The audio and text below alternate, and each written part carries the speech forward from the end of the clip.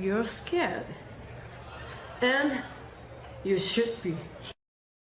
This is not your company anymore. Leave the cheek of CM Punk.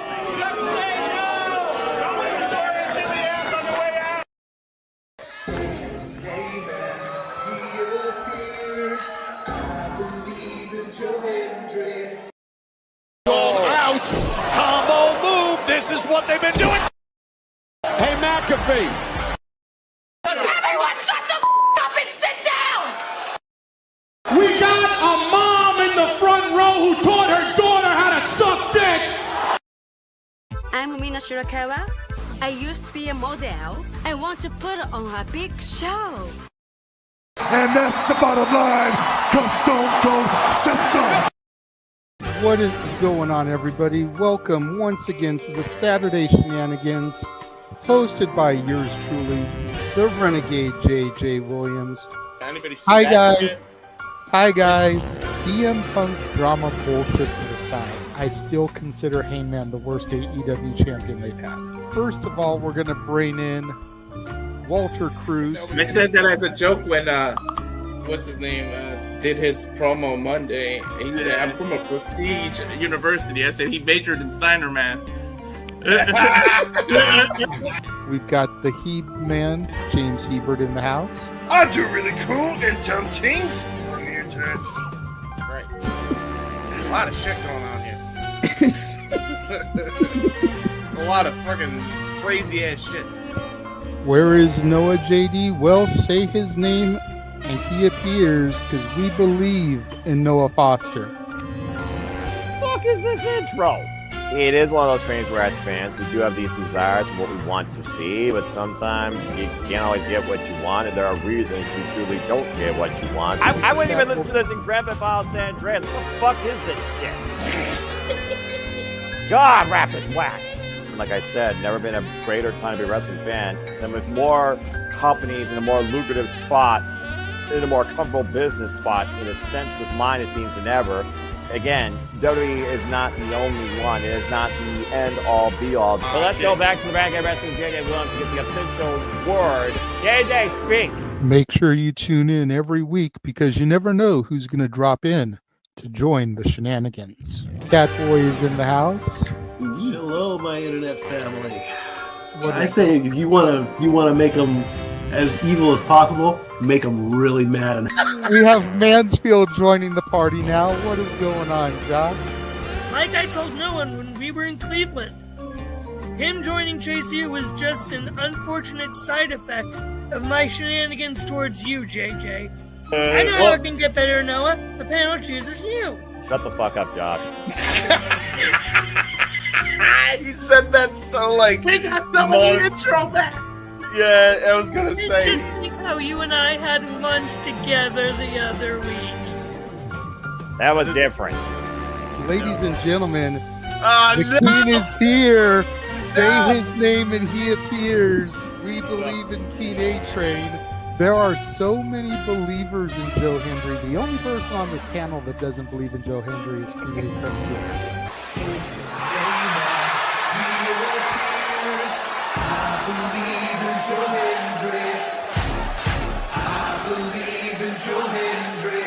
Tell the world why you do not believe in Joe Hendry.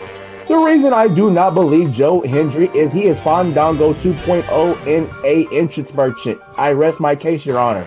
Hey! There's nothing wrong with being an entrance merchant.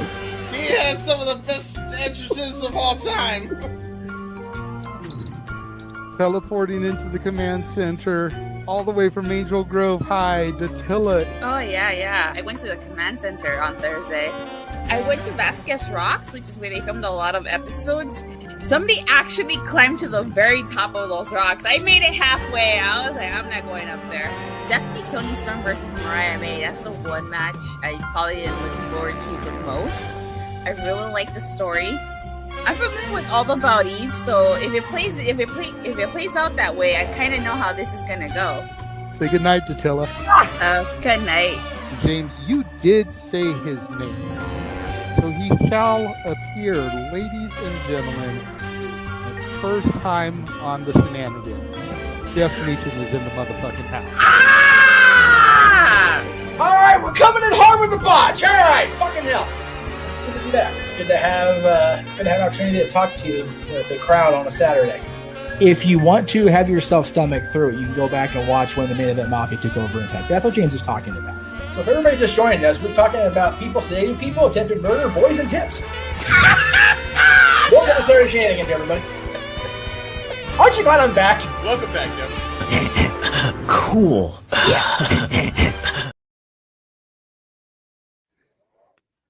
What is going on, everybody, and welcome to another brand new installment of the Saturday Shenanigans here on the Simply Reliable Studios brand of channels. I am, of course, your host and moderator, the Renegade of Wrestling, JJ Williams. Good to see everybody filtering in. I'm going to waste no time. We're going to start bringing in our panel of misfits. You know, it's getting close to be that time of year, so I think you really could call us the Island of Misfit Toys. First person we're going to bring in, and I'm not sure if he's entirely ready. Jeff? Jeff? Hello. Hi. All right. Must have been the Mercedes Monet match that put you to sleep. As always, you know how you do. Anyway, I didn't plan this very well. This headset's not. There we go. Hi. Okay. Anyway, how you doing? Yes, am in bed sick, not feeling all that happy, but I had to be part of the Shenanigans because I enjoyed the Shenanigans, and I was at a hockey game early enough where I could be part of the Shenanigans, and I watched the coverage of Full Gear. I didn't want to pay for Full Gear because I knew better. So you know, I watched our coverage. It sounded like it wasn't worth the $50. I used one of those streams. But I had our team doing commentary because, you know, right. Excalibur. Because Excalibur, hey, he's a Hall of Famer, and I absolutely agree with you. Anyway, the only Excalibur worth anything is that sword that was stuck in the stone all those years ago. That's right. Even the hotel kind of is what it is now in Vegas. No more Nitro Reels. Was it really worth going up there? All right. So the next person we're going to bring in is honestly one of the MVPs of this channel since the rebranding. Walter Cruz is in the house. Mr. Reliable, Walter Hefner. I'm just straight cold. That's why I'm wearing it like it's a blanket. I'm not even wearing it the right way. Mind your P's and Q's because your missus is already in the chat room. I know, I see. She already hit me in the head in the other stream. And she's not wrong, though, to be fair. What the hell was going on there? And then the last person that is ready now, and hopefully we will have Noah shortly. You know how he do. He's got to get a complete outfit change in between pay-per-view calls and Shenanigans. But Mr. Showbiz, you know. The man who we seem wear pretty much the same thing every episode. The Heat Man is here. Yes. What do you mean? What is it? His Bucks hat is in place. Bucks hat is in place. He is ready for the Saturday Shenanigans and every other goddamn thing he does. Yukon Heber ready for the season of winter. I mean, I look like Yukon Cornelius, so there you go. Silver and gold. Oh wait, no, that's next one. Sorry, next one. Sorry. I am suffering from whiplash. The Bumble. Yeah. Yes. Did I ever tell you about Bumbles? They bounce. I gotta tell you, bounce. I'm Bumble suffering from whiplash after the ending of that goddamn pay-per-view right now. What the fuck? You know what? With this tooth thing I got going on, I really am the Bumble from that movie. Like, my tooth is hurting like a mucker footer, so I completely identified with the Abominable Snowman. Like, for real. I will give AEW credit for one thing with this ending, because it was very WCW 2000s-esque. However, it was produced better. Yeah. There is that. There is that. I mean, there is to be fair, silver linings. Yeah. although trying to say your benchmark is WCW 2000 production values is like saying the Sahara Desert is mildly sandy. So, Brother, we got to take the victories when we can get them, man. Yes, for victory. My expectations are so low with how they run their operations. How low are they? It's like a game of limbo. How low can they go? Exactly. Don't do that. Don't go lower. Well, yeah. Well, yes, James Owens had a heart attack on the air. I do want to wait until Noah gets here before we get too deep into things. Yes. Because the first topic is going to be, Full Gear Fallout. Yeah. Well, him having been on the call, kind of want his final thoughts on everything. Yeah, it's a simple take because there's nothing simple about that damn show, so we might as well get it done now. Right? It was the main event that was definitely not simple. The rest of the show is actually pretty good. But that's you knew the main event was going to be bad shit. So it's you got Orange Cassidy who knew he actually bled tomato juice rather than orange juice. I didn't know that was a thing. Yeah. So now we know. And as you always say, no one's half the battle. I know people that used to bleed mild sauce from Taco Bell. What? Is it safe to say that he was beat to a bloody pulp? Wait, are you talking about? Yes. Wait, are you talking about Alex Zane there, JJ? No. Because Alex Zane. No, I'm talking about LBWA. LBWA. Yeah, they. Well, him and Alex Zane might be good friends because they like Taco Bell. Because none of us were stupid enough to actually blade ourselves. Yeah. And there was a Taco Bell that was diagonal from where we used to wrestle. So we'd go over to Taco Bell, grab lunch before we wrestled, pick up a few extra hot sauces, keep them in our pocket, and then when needed to bleed, pop open the sauce, drag it across our forehead real quick so it looked, bloody. Like you bladed. Wait, is it red? I thought it was orange, the mild sauce. No, it's red. It's red. It's red. It's red. I call false advertising because that shit's in an orange packet. So already we revealed that the LBWA folks decided to use Taco Bell sauce for blood, and in case they were, already not dangerous enough in the park where they could have got legitimate scratches, now we're just rubbing hot sauce in it. So let's just fuck around and find out. I mean, really, Jesus. We used to wrestle on near baseball fields and use the little cage for the baseball. Oh hell yeah, dude! Yeah. Hey, you get your cage match gimmick again. Come on, man. Yeah. Exactly. Oh, a cage match. That's okay. Well, cage match wasn't a rating system back then; it was an actual gimmick match. Neither are good now. Anyway, but hell, for a ladder, actually accurate. Yes. Big ups to Bruce. We love you, Bruce. Hi, Bruce. Yeah. Bruce, if you've seen old COTS episodes back in the archives, deep in the vault, deeper in the vault than the WWE vault is the Arian Survivor Series and Sunday tomorrow. There you go. Yeah, true. Yeah. That's how deep that shit goes. I love that they've used. I don't know if you guys have seen on YouTube. They are advertising. They're going to run the entire 1990 Survivor Series show, and in the place of the Coliseum logo, they've got the WWE Vault logo in the same typeface. It's just hysterical to look at if you're an old school fan, Great shit. It's just a nice little touch by the WWE folks. Good shit, pal. You know what? I kind of want to wait for Noah for my stuff, but you just reminded me about it, so he can react later. That way we can keep this trouble going. I have to sit here and just bullshit.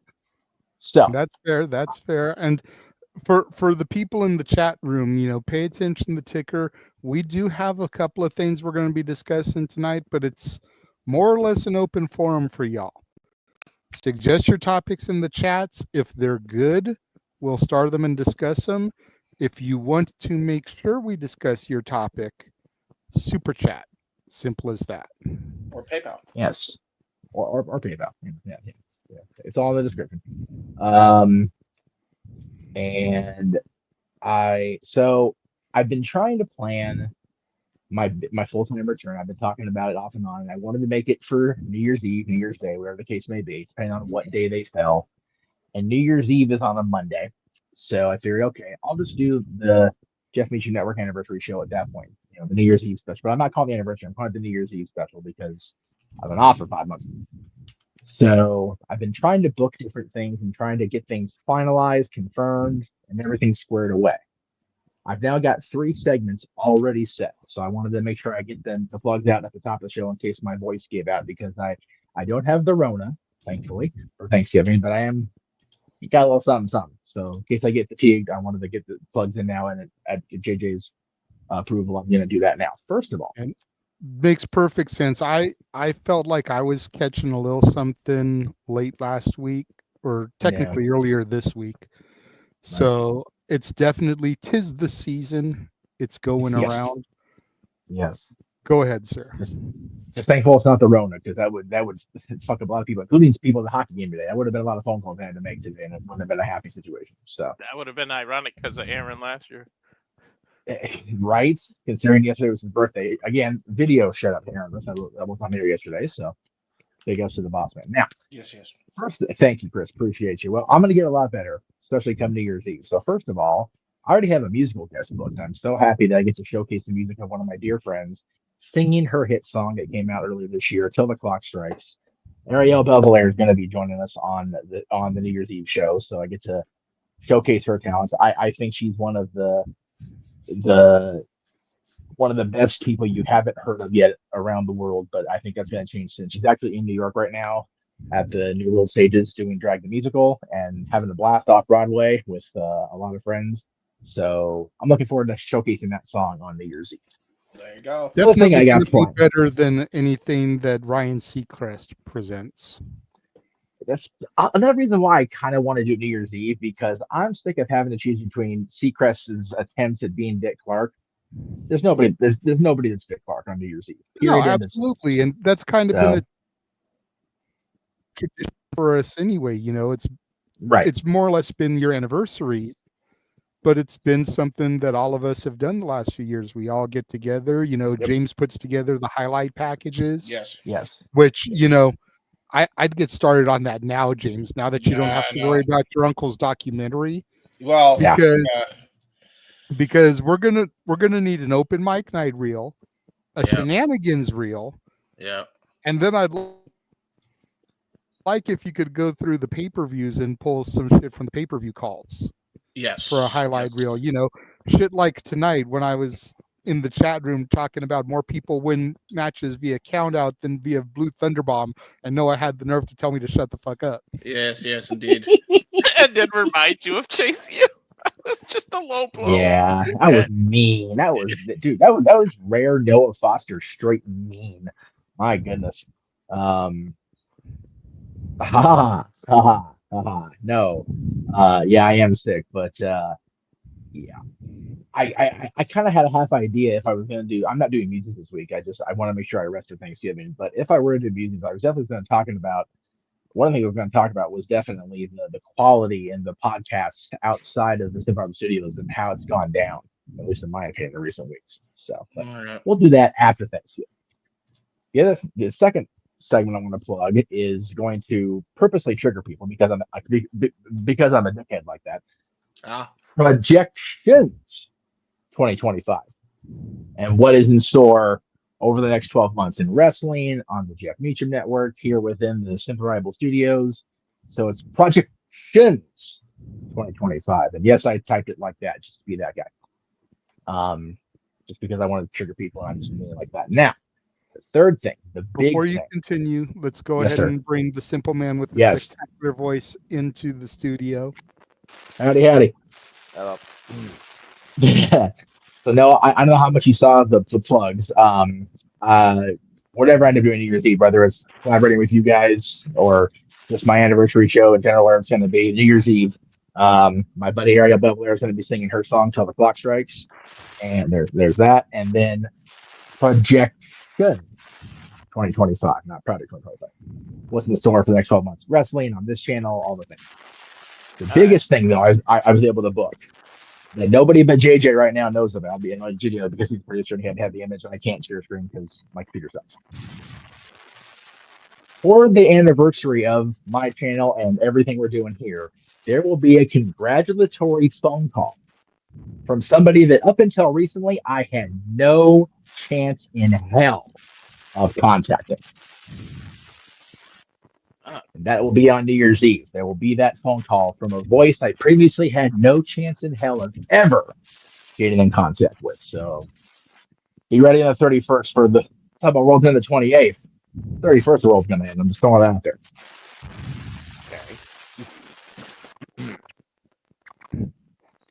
And just to catch Noah up, the reason Jeff is doing these shills now is because he's a little bit under the weather. So if his voice starts to go out or he gets too fatigued, he wanted to make sure he got them in before he had to dip. Right, exactly. All right. So now that that is done, let's get down to business. No, we're not going to defeat any Huns. Just like Orange Cassidy couldn't defeat a Death Rider. But correct me if I am wrong, Noah. But out of all the matches that we officially predicted tonight, I had a clean sweep, did I not? You very well might have. I have to check the form because I think you were pretty much on the ball, except for I thought you did say Hangman, but I have to double check the form because the forms, of course, are official. I would have to check the form because I don't know off the top of my head. The forms that I have, because it always sends it to me also, shows Jay White. Then yeah, I think you went clean. I have to double check that as we go into the final event, of course, of AEW calendar year, Predictions League year, World's End. So good on you if that's the case. Jay White beat Hangman? Yeah. Blade Runner, just like that. Yes. Good. Fuck Hangman Page. Carry on. That's how I feel, but. So, Full Gear obviously just ended. Oofa. Oofa's right. I want to get everybody's final thoughts. Those that saw the show, those that just watched our coverage of the show, those that watched those type of streams to watch the show and follow along. And we'll go ahead and we'll start with Noah because I know he holds AEW in the highest regard out of everybody here on the panel. Yeah. I don't know. That's true. What Everybody. out of the people on the panel, yeah, I'd say that's pretty true because me and James, I feel, have completely lost the passion for AEW. And Walter and Jeff are just kind of like, meh. If it's on, it's on. If it's not, I'm not missing nothing. Yeah, fair enough. So, as AEW's biggest cheerleader on the show, and a man who traditionally holds Full Gear as their best show of the year, what did you think? I thought it was I thought it was a really great freaking night. It's like this show took a form of its own. I called All Out the most violent pay-per-view in AEW's calendar year. This definitely was one of the most driven, rival-filled interviews in AEW's calendar year, considering there was only one match that wasn't a singles match. I really enjoyed it. I thought Monet was pushed to her absolute best here by Chris Statler. Chris Statler looked like an absolute star. The fact that Monet was able to counter her power using a cold red roll-up to beat her versus the finisher shows how much of a challenge Statlander was. Monet was lucky to escape. Arguably, that was my match of the night. Very methodical, cerebral approach here, though, where oh my God, what's hissing? I don't know. Is it me? Are you hearing any hissing? Let us know. Is it me? It is me? Oh, I don't know how to fix that. Sorry. Just going to have to deal with it. Audio, technical difficulties. What are you going to do? I don't know how you fix that type of stuff. The echo cancellation. Maybe not. I don't know. I'll figure it out in post. Deal with it. That being said, it's just one of those things you're just going to have to deal with. What was I saying? Oh, yeah. MJF, a very strong statement against Roderick Strong, taking out his arm, bringing it into the post process, furthering this feud with him and Adam Cole, and also furthering the tension with Cole and O'Reilly. You very wonder what's happening there. And then I thought also Bobby Lashley looked very strong in his pay-per-view debut. Great win against Swerve Strickland and Kyle Fletcher, a very dominant decimation of Will Ospreay in that end stretch, really trying to, step out as his own. Daniel Garcia finally getting his first AEW championship. Incredible moment for him. And Jeff Perry said he wasn't ready. Well, he pretty was ready. And then you had the main event where we saw Orange Cassidy die a bloody mess in the middle of the ring and then got choked and stung with chloroform liquid post-process. That was downright realistic.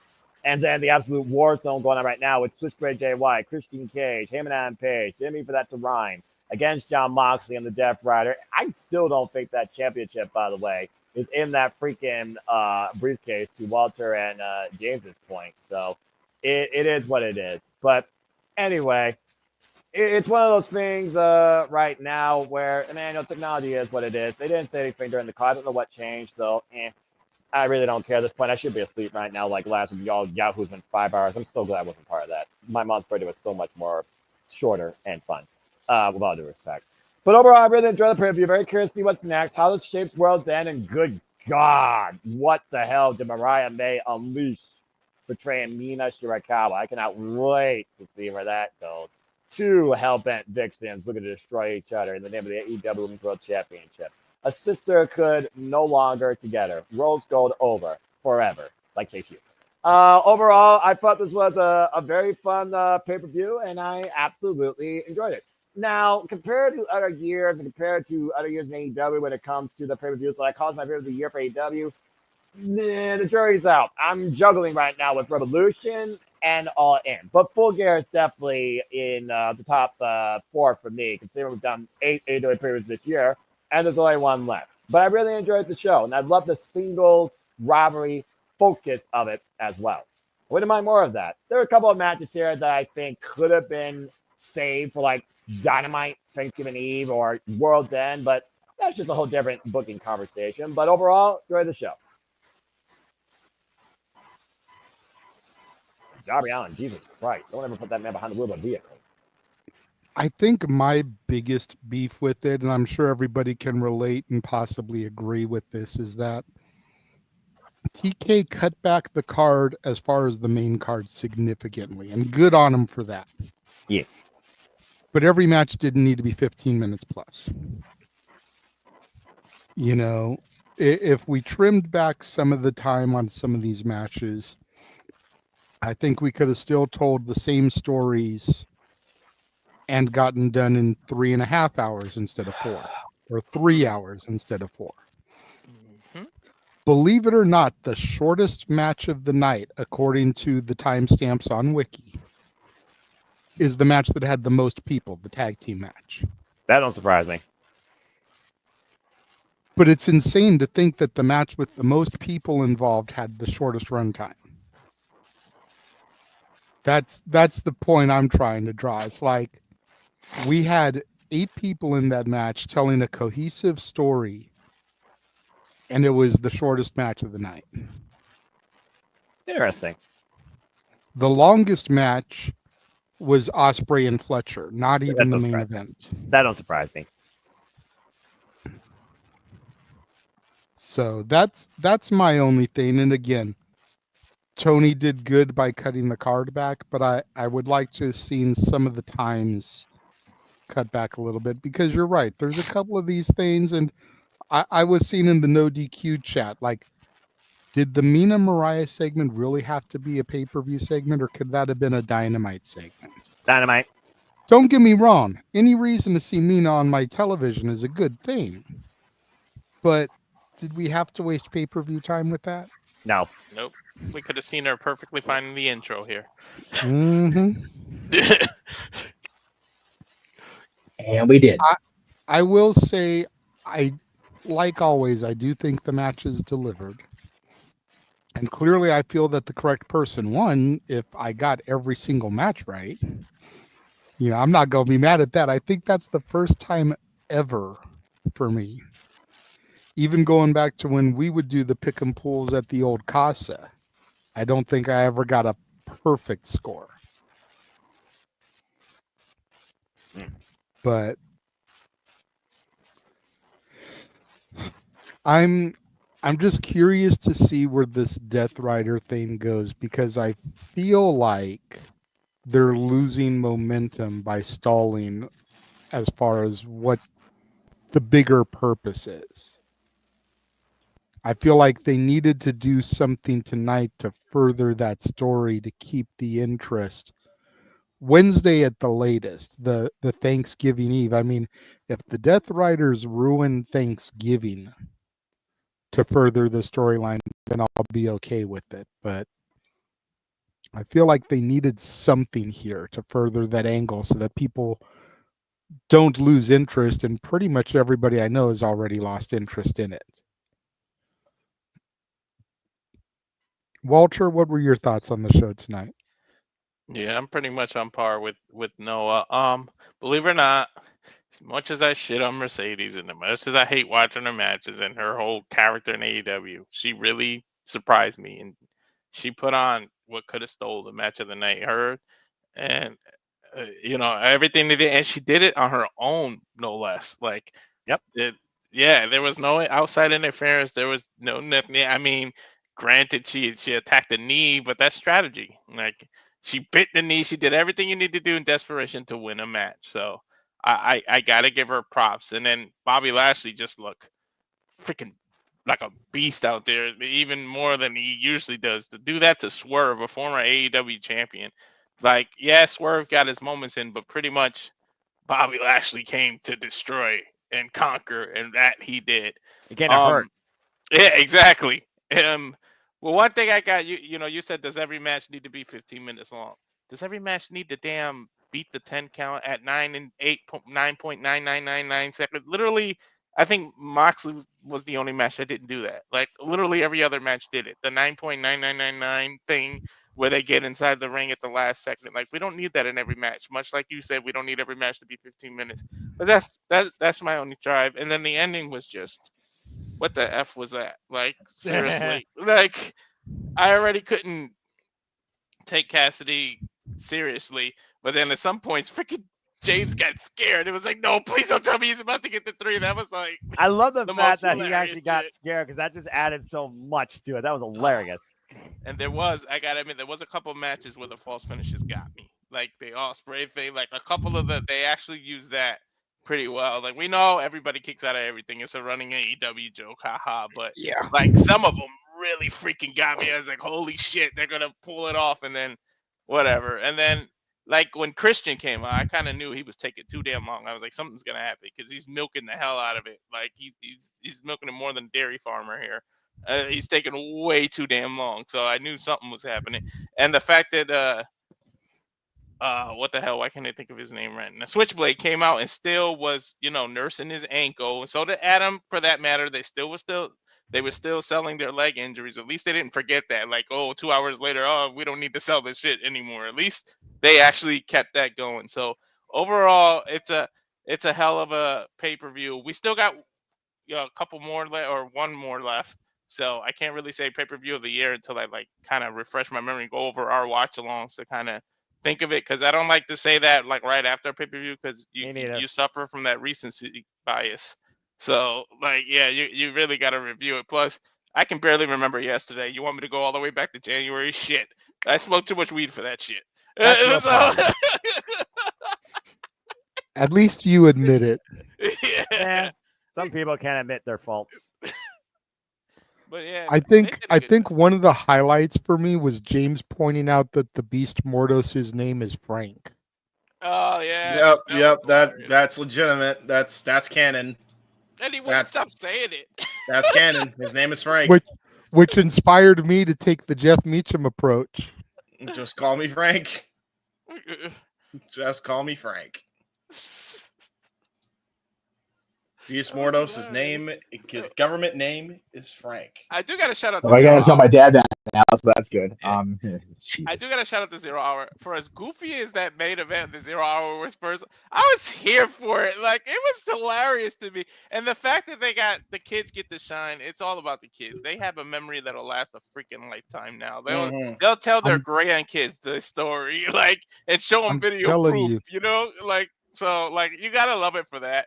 Sometimes telling you, dude. goofiness is what That you was need. the match I was looking forward to the most because of how they built this show or lack thereof. I'm telling you though, at World's End, we need the Rizzler versus the Diddler. It That was needs so to bad. happen. That was so bad. Oh my god! No one went off screen. I'm not surprised.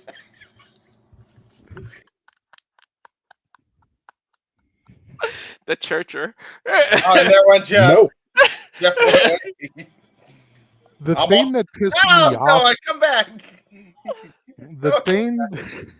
The thing that pissed me off about the 0 hour was the last minute addition of Deonna Purrazzo.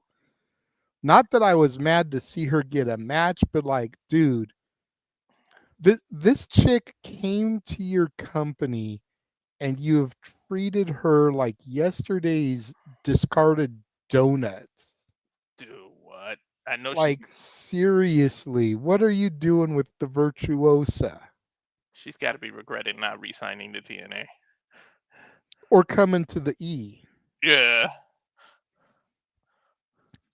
Noah, is it just me or are they mistreating the Virtuosa? He put him off the bed. Dude, Noah, please come back, please. No, please. Well, there's the fatigue now. No, I think he's probably trying to fix his mic. No, Reed is underneath. Well, there's the fatigue. Come back, guys. Come back. I do. I know he's the big virtuoso, but I was happy to see her come and debut. And don't take that out of context, James, because I know the way I said it and I know the way it sounded. But I'll get you next time, Walter. Next time. But yeah, it's seriously like mistreating her. And we do need the Rizzler versus the Diddler, sponsored by Johnson & Johnson. Oh, stop it. Why are you trying to drive them back off? Just got Jeff back on. We're still waiting on Oh more. man. How dare you? But I don't know what they're doing with Deonna. Like the fact that you relegated her to pre-shows is, I don't It's a know. pre-show with no hype. Like, Mhm. at least announce on Rampage or this week's Dynamite that this is going to happen, because it's built on some throwaway show that I've missed the last month. But like, to turn on the YouTube feed and see a graphic pop, it's like, oh, okay, and then you go right into the match. Like, I don't even get a minute to process it. Right. Yeah. It's like, oh, here, thank you for joining the 0 hour. We've got Deonna Purrazzo. We've got this 4-way match for whatever the fuck reason. And here we go. Here comes the Virtuosa. Yeah, Huh? Yeah, former TNA World Champion, and they got her on the freaking pre-show with no hype, man. It's fucking disgraceful. Absolutely disgraceful. Jeff, your thoughts on the handling of the Virtuosa? Will he come back? Oh, there he is. Hi. Take full screen off. She's crazy. I think it's bullshit the way they handled it. And dude, so I probably should have gone last just because I didn't actually see the show. I just saw the coverage here. I think they handled Deonna's booking wrong. Like, to not even announce her. Was it her and Taya, right? No, her and her and Anna. Anna Jay. Anna Jay, who's come for the world title last week, but we'll put her on the pre-show too because fuck it, right? The hell. Yeah. It's another example of quality matches backed by what the hell booking. I will say though that I disagree with JJ only in the saying that they're stalling. I think World's End is the exact perfect point to have the big reveal because it's the end of the world. It's the end of this AEW as we know it. He planted that seed talking to Shivani, and trees take a long time to grow out of the seed, We all know that if we had any sort of course in school about that. So having to wait a few months, as long as the payoff is worth it. Because I will tell you, if the payoff is not worth it, I've got the New Year's Eve show 3 days later, and I will go off on the microphone. 4 days. That's my thing though, is like I didn't expect a full-on reveal tonight, but I expected something more. Mm-hmm. Something to further it, something to keep me interested so that every week I'm not seeing the same thing in their segments. Right. That makes sense. You know, I mean, even if it had just been, okay, they had this briefcase out there. The briefcase comes open, and inside of it is like a certified letter. Yeah. And after the match, Marina Shafir, just to give her something to do, walks over to the announce table and hands it to Shivani. Right. Now we furthered the angle. Okay. We know that a certified document, something important has been delivered to the head announcer, fuck Excalibur. The most respected announcer on the team. And we know that something will be, it'll probably be open and revealed come the Thanksgiving Dynamite. Very likely. Gives a hook for us to make sure we want to tune in. Something happened. Instead of the Death Riders coming out and jumping jabronis that, oh, we're going to pull you from catering tonight, give you something to do. Hey, JD Drake, you want to work on TV again? Yeah, exactly. Yeah, exactly. Like JD Drake. We took over the Superstation and beat the shit out of JD Drake. We seized the Superstation with T. What the fuck are we doing? Drake. Mr. Oh TNT my God. himself. TBS That's himself. it. JD Drake. Oh, so a couple things. It's so bad. It's so sad that Noah's off screen because every time you said something, I waited for him to go say something, but he didn't do it. I was sad. I know. We need our Noah perfect. back. It was perfect. Second thing, he's got his headphones on, listening to all this, so that when he does make his dramatic reemergence, it's gonna be beautiful. Yeah, it'll be cinematic. I did just tag him. Walter, as long as we have this background, needs to be in the center seat because when he sits forward, it looks like the little freaking thing that hanging from him is hanging over his head. It's hysterical every time he moves. It's fucking hilarious. It's popping me for reasons that it shouldn't. I forgot what the third thing I was going to say was because I went off on the Walter hanging sign. Now I feel stupid. Come back to me. I'll think of it. Oh, the top row will get a kick out of this. So the TNT Twitch page still says it'll probably say Daniel Garcia is the champion now after tonight. The TBS Twitch does not mention Mercedes Moné. I think that's hysterical. They don't even bother to acknowledge her. Their bio quote is "Welcome to the real world. It sucks. You're gonna love it," which is very much what AEW is right now. But it's a Friends quote. So, and they're celebrating whatever 30 years of Friends. But the fact that the TNT page acknowledges their champion, but TBS doesn't, I think, is just a little bit of a haha. Sucks to be you, bitch. I found that funny when I saw it today. I noticed it today. I'm like, that is pretty funny. All right, James, go ahead and bring us home on Full Gear thoughts. I am finally calmed down from the whiplash that I suffered throughout the show. Jesus Christ. There was a lot that happened towards the end. There was, and I know you got to enjoy doing your nope gimmick because Jack Perry, you weren't the lead announcer for a change. Right. Yes. And he lost, which is brilliant. Yes, thank you. About damn time. Yes. It was long enough. Life. It sucks when you lose the title. Life. That bitch went down. Yes. Go ahead. Yeah, so I'm happy that he lost. A lot of people are like, "Oh, no, it's Stone Cold Daniel Garcia." So I'm like, whatever.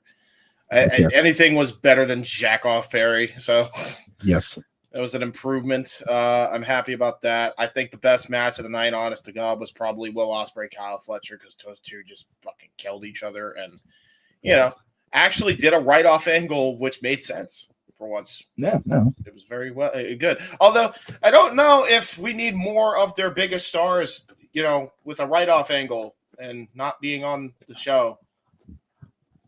I think that's part of the Death Riders thing, long term.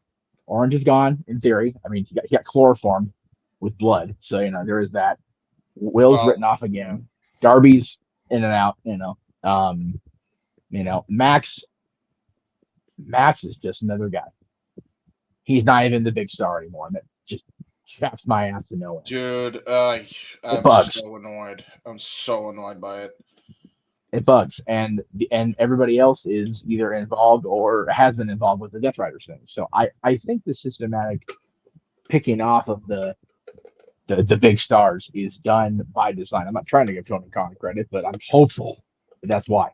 So, well, what are we going to just have this big ass collab with the Hurt Syndicate, the Don Callis family, and the Death Riders? Like, what are we doing if that's not the end goal here? Because it doesn't make sense to me right now why there's so many write-off angles at once. Well, nothing makes sense. That's the whole. That way, when they begin to make their glorious return to fight them off, everyone's like, "Oh shit, I forgot about them." Exactly. I won't, because if it's the Young Bucks, as I said, I made my statement. I pleaded my case. No, but and like I said, when they rip themselves off, I will cheer for them if it means they're going against Mox and the payoff works. If it's just another throwaway AEW bullshit, then I'm gonna vomit my mouth a little bit and I'm gonna turn the TV off once and for all on AEW. As long as they are just cogs in the machine, I'll be okay with it. If they are the soldiers that are leading the charge, I'll have a problem with it. Because just a couple months prior, you tried to take over the company yourselves. Right. You failed. And you guys drove the freaking owner into the freaking mat with a TK driver. So, yeah. It's... I said it and I meant it, that if they revealed that Tony was I hate using the word higher power, but it just fits right now, then I would definitely be done with AEW. But if the Bucks are leading the charge rather than falling in line, that's problematic for me. Yeah, because at the end of the day, when it comes to the Avengers, the Young Bucks are fucking Hawkeye and Black Widow. They ain't got no easily. Yeah. No. They're not the stars of the team. Nope. No. And I really don't want to see a matter of making one of those Black Widow jumpsuits. No, I don't either. If you've got Omega, if you've got MJF, if you've got, fucking Orange Cassidy, if you've got Sammy Guevara, if you've got Darby, that way you've got the pillars as the forefront fighting this off. Omega, Page, the Bucks, then I can maybe get with the thing.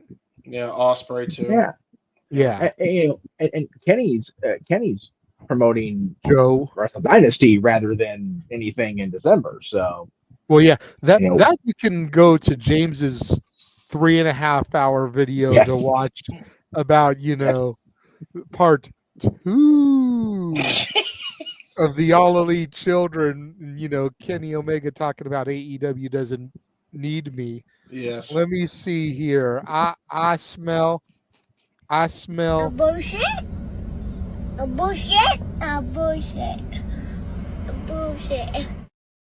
I agree that going more in depth on how that is a bullshit, because I he even believes in his own shit right now. I think he was just being political. I love how a little kid says it like I spell it. It pops me. It just does. Like the moment I read that quote, I what said, the fuck? Right. Yeah. Okay. No. All the clips are coming out tonight. Okay, here we go. Hey, you know what? I had to work my daughter in somehow. That's right. And she probably agree, honestly, because it is what the fuck. AEW this whole year is booking is what the fuck. Like, oh yeah. Yeah. Right. Well, AJ is okay. the only one that gets to involve their kids. That's right. Damn. So really really quickly, I'm a try again, Noah. Do you have anything to add to or respond to any of our critiques or criticisms about the show, especially when it comes to your virtuosa? Oh, may she fucking reign. Did he legit fall asleep? Dun, dun, dun, dun, dun, dun, dun, dun. Dun, dun, dun, dun, dun, dun, dun, dun, dun, dun, dun. I swear he's trolling us and he's loving every minute of it. Dun, Yes. dun, dun, dun, dun. Bong bong. No, God! Oh my God! With that, jeez. The extended version. That's it. Remix. Where the hell are you, Noah? Come back. We need you. It's the remix. Yeah. Whatever. Anyway. Why are you waking me Why up? are we waking him from his 10-minute nap? Yeah, in the chat, in the fucking group chat. That's how you know he's here. He's around. There he is. Come Noah. He's the on, best Noah. around. This is grade A trolling. Noah. Serious. He's getting us ready for next week because when it comes to the karaoke show, he's gonna be like full on Ebenezer Grinch mode with his Switch Don't handy. chase him off. We're trying to get him back, JJ. So he's having his fun with us now. While That's he's fair. doing- That's actually fair. Yeah, that's fair. Noah, we know you're there, probably laughing your ass off, sipping on your Mountain Dew, whether it's Code Red, Baja Blast, Pitch Black, regular diet. We know you're sitting there with doing the do, laughing at us, trying to reel you back. Hey, don't correct me. That's the goddamn slogan, James. I know. Doing the do. Double entendre. Come back, Noah. Noah, come back. We need you on the show tonight. Noah, come back. You forget, you're on the West Coast. You forget, you're on the West Coast. We got all night. We don't give a fuck. We'll keep doing this shit. I got an idea. Because we usually solicit a reaction from him with this. No. Don't. I am going to run our updated trailer. Oh. And show all the wrestling that he's going to be losing his voice for. And hopefully he will return to the screen in order to give his reactions as he usually does. From the screen to the ring to the pen. And now for a taste of things to come.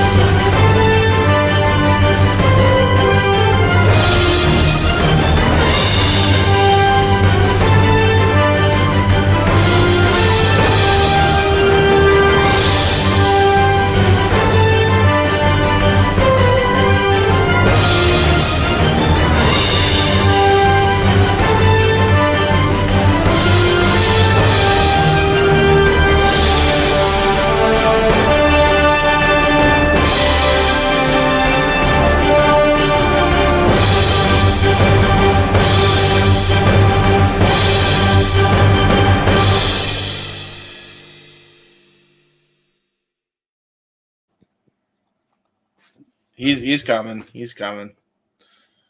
Just check the chat. He's taking his time to come back. He's actually. I think he actually legit fell asleep. I ain't gonna hold you. You're taking a nap. What Lord Noah. All the wrestling, and mixed martial arts, and all the other things, and For shenanigans. real. Yeah. For real. Like Pretty we're expanding so much, dude. Like I legit was considering doing a watch along of the Macy's Day Thanksgiving Parade this year. That's gonna be a hell of a call. Yeah. Oh, the turkey hit the steel chair across the back. Hey, you know what? Cooper. The Macy's Day Thanksgiving Parade, aside from being a yearly tradition, is the official opening of Christmas. Okay. Because Santa Claus is the very end of the parade. That is fair. So it's like, what better way to ring in the holiday season than the Macy's Day Thanksgiving Parade? Yes. Now, there's certain parts of the country you can go to, like a certain establishment in Anaheim, California, where Santa Claus is already there meeting and greeting people. Yes. But traditionally, jolly old St. Nicholas, Sinterklaas, Kris Kringle makes his debut come Thanksgiving Day. Painted red. I even was talking to my daughter about watching some Christmas movies on Thanksgiving, and she was like, "Bro, it's Thanksgiving." I was like, "Dude, and Jeff, you'll have my back here on this." Hell yeah. The Santa Claus starts at Thanksgiving. Thanksgiving. Yep. Miracle on 34th Street starts at Thanksgiving. Yep. With the Macy's Parade, no less. I'm just saying, like two of the most iconic Christmas movies to feature the fat man in the red suit. And they start on Thanksgiving and they go through Christmas Day. Matter of fact, I'm starting my Christmas movie binge the day after Survivor Series with a 1994 version of Miracle on 34th Street. And I'm ending it on the 23rd with the good version. I've already started watching Christmas movies. I like how you throw that jab in with the good version. I personally enjoy the 1994 version, but I was gonna say there's nothing wrong with the Richard Attenborough version, but he ain't Edmund Gwenn. Nope. It's just one of those. It's just one of those. Like there's 532 versions of A Christmas Carol out there. I watch them all during the season. So, And unless you're a child, so you're going to be focused on Mickey's Christmas Carol, Muppets Christmas Carol, Flintstones Christmas Carol, etc., etc. You ain't going to touch the 1938 Reginald Owen version. It is the superior version. Don't at me about Alistair Sim. Don't at me about George C. Scott. Don't at me about Jim Carrey or Patrick Stewart or any of the hundreds of others that have played Ebenezer. Reginald Owen is the king. Okay, so now we need to book this match for our Christmas karaoke show. I'm going to make this happen, Jay. You need to get yourself in physical shape, okay? Because you and Mick Foley are going to have a death match. Because he will swear to Alistair Sim's version to the death. And so I will absolutely job to Mick Foley. Yes. Well, but we'll outside of the Battle Royal, outside of the 20x20, I will have a spirited conversation with him and plead my case. Because after all, Reginald Owen would go on to star in a movie with the Bride of Frankenstein. Oh, I know. I'm aware. I'm also aware that my biggest fault with the 1994 Miracle on 34th Street is, at the end of the day, the villain is Hans from Mighty Ducks, and I can't fuck with that. That's just not okay with me. I can't make it like, and I didn't realize it until recently. I'm like, holy shit, that's Hans. Like, wait a fucking minute. Hey, watch me wrestling or Christmas movie bullshit. Did you wake me up for something worthwhile? I still to go back to bed. We were stalling until you got back on screen, good sir. We just kept going. So. Hey, it's the same way that y'all were talking video games until I got here that one day. Okay. Yeah. We were stalling until you returned.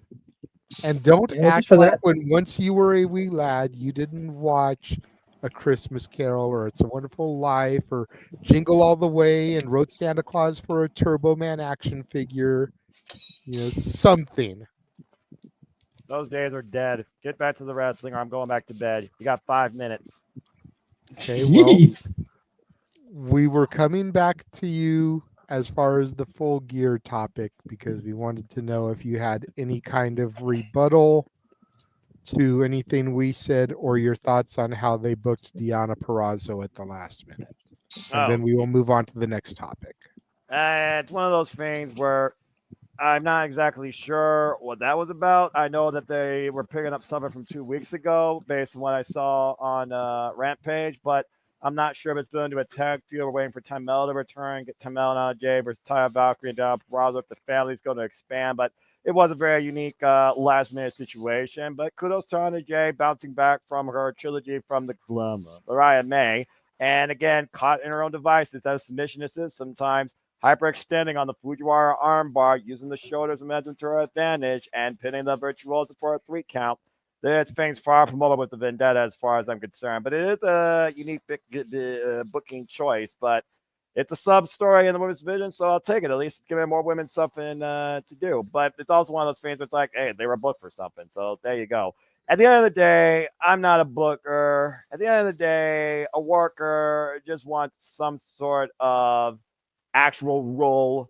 So as long as they have a role, I don't see a reason to complain. Do I want more for them? Absolutely. But right now, the Glamour is going to be doing her own hell-bent nightmare she created in a broken-hearted Mina Shirakawa. And then we'll deal with where the Vendetta goes from here. Whether or not Tamela joins her, someone else comes in the fray. Hikaru Shida loses confidence, goes here. We get Shida versus Statlander. Camille finally breaks her silence more than one word and drop Monet on her head with a 3-point stance spear. There's stuff developing in this women's division. It's just a matter what develops first. And what I do know is going to develop for sure is the 4-way for the Ring of Honor spot at Wrestle Dynasty between Billy Starks, Legit Later Hirsch, Red Velvet, and Athena. And hopefully that leads to Billy Starks versus Athena at Final Battle. But time will tell. But as far as your question about the Virtuosa, long may she fucking reign. As long as I see her on my screen, I'm not going to complain. There definitely should be more done for her, but based on where AEW stands for the women's division, you kind of got to figure out a place. So her and Anna Jay as a narrative, I'll take it. And looks like I got 2 of those 4 Ring of Honor women correct instead of just one. If I had remembered or even known that Red Velvet was the television champion, I probably would have thrown her in there too, which would have given me 3. I would have taken out Mercedes Martinez. I got you. Yeah. You forgot you had the title. That makes sense. I don't really watch Ring of Honor, and their pay-per-views are so sporadic that it's like that's the only time I really keep up with anything. So there's only 3 pay-per-views a year in Ring of Honor, and of course they're going back to the spiritual home of Ring of Honor, the Hammerstein Ballroom for Final Battle, and I'm expecting a Final Battle for the Ring of Honor Women's World Championship, if nothing else. Dude, they've got to book it where Billy and Athena cross each other in the qualifying match, and that leads to that leads to Final Battle. That shit books itself. I would do the Fatal 4-way at Final Battle. Personally, I would do that. That way you can stream the title matches for TV, making the TV more must-see. But Final Battle makes sense because it'll be 1 year to the day that Billy Starks first faced Athena for the title and long-term storytelling. I know. That would be Billy Starks' crowning moment. And for anyone that's watched Ring of Honor as long as, well, probably we have in his glory days, you know Final Battle is the culmination of those long-term World Championship achievements for countless individuals. No, I totally get that, and under normal circumstances, that would make perfect sense. But with this Wrestle Dynasty match having been announced, like, if I had the book, I'd make at World's End be the qualifier for the AEW person, and Final Battle be the qualifier for the Ring of Honor person, because you know people are going to tune into those pay-per-views in order to watch them. Then that generates hype for Wrestle Dynasty to try to get people to buy in for that, because they've seen the matches where 2 of the people have tuned in. We know by looking at the numbers across all metrics that the television product ain't the way to do it. Look at the attendance tonight. They looked like they had a sold out venue, unlike any other time in the month. You want the eyes to be on that to generate the hype for the first ever Wrestle Dynasty. And I don't know what big shows are coming up for CMLL or Stardom, aside from the Stardom show. That's what, the second or the third that we're doing? It's the third, but it wouldn't surprise me to do the 4-way at Dream Kingdom, which concludes before the end of the year. And the only match official right now is Saya Kamatani versus Ten Nakano for the World of Stardom Championship. CMML already announced their 4-way. I think for their I'm horrible with names. I can't figure the name of the show, but they announced their 4-way, including with the former Zusius, that Robot Stephanie Valkyrie, who I think is the CMLL Women's World champion, along with a couple of others that I think were in that CMLL Women's World Cup that Willow Nightingale and Red Velvet were in. So it's just a matter of if Stardom announces it for Dream Kingdom, or to your point, the show Stardom Gateway. I don't know if it actually has a name, actually, now that I think about it. But yeah, that I don't think it does. Yeah, January not 3rd. yet. But the point is I would do those matches at pay-per-views because you're going to get more eyes on the pay-per-view product. I get that. I get that. Is Ring of Honor included in the Wrestle Dynasty graphic? Yeah. Yes. It's going to be a fatal 4-way: AEW, Ring of Honor, CMLL, and Stardom. Oh, so okay, so each of the 4 qualifiers are going to fight at Wrestle Dynasty. Right, but it's going to be a fatal 4-way within the company to see who's going to represent the company in Wrestle Dynasty. Yes. Okay, So that's why I say to a 4-way. World's End, Final Battle, whatever CMLL's got, whatever Stardom's got, as far as pay-per-views to push Wrestle Dynasty. The reason I was asking is because if Ring of Honor in any capacity, and it is including Wrestle Dynasty, then yeah, do Athena and Billy then. Do Athena and Billy Wrestle Dynasty. That way it's not in Ring of Honor pay-per-view necessarily, but you've got Ring of Honor presence more than just that one match. I mean, yeah, I could see that. I mean, the Ring of Honor Championship has been defended at Wrestle Kingdom in the past. Kyle Riley, Adam Cole, for example. There you go. So I can see where you all are going. I can see where you all are going. I mean, Wrestle Dynasty right now having 4 matches. It feels like with only 2 actually official, 1 still pending on whether or not it's going to hold a world title. I can see where you're going. Just think about this, though. You'll Wrestle Dynasty. My question is will this end up making Wrestle Dynasty more important than Forbidden Door? That question. I don't know, but there is more representation there overall. That's what I'm thinking. Is we're getting 4 companies in that one match. Plus, you figure it's going to have New Japan represented as well. Well, it's the fallout of Wrestle. It's the follow-up of Wrestle Kingdom before they go to New Year's Dash. That's the fall of the entire Wrestle Kingdom event that defines the start of New Japan Pro Wrestling 2025, because New Year's Dash is January 6th. So I see what you're trying to do here. But again, the only time will tell. The only thing we know right now as far as AEW goes is we got Selection Sunday coming up where we're going to learn our feel for the Continental Classic. Other than that, we know nothing. Well, we do know one other thing, though, as far as the Sim Rival Studio schedule of watch-alongs. As of now, January 7th, no will sleep. Yeah. Before that, not so much. We'll see if we end up booking him for something else, you know. Well, we've got everything that first week leading up to Raw and Netflix. And then January 7th, there's nothing special, wink, wink, look for NXT, but you know. Don't put it past Triple H and Shawn Michaels. Oh, Those couple of degenerates. Book another freaking CW-driven NXT censored bullshit dumbass channel nonsense. The reunion of Chase seriously, U. Back. If I'm WWE and I'm making this huge thing for the Netflix premiere Raw at the Intuit Dome, I'm seeing maybe about doing NXT at the Forum or the Staples Center. Good for seeing one of those. I'll have to go. You know, it's like you're already going to be doing a huge event in the area. Like, capitalize. We'll see. I'm checking the King's schedule.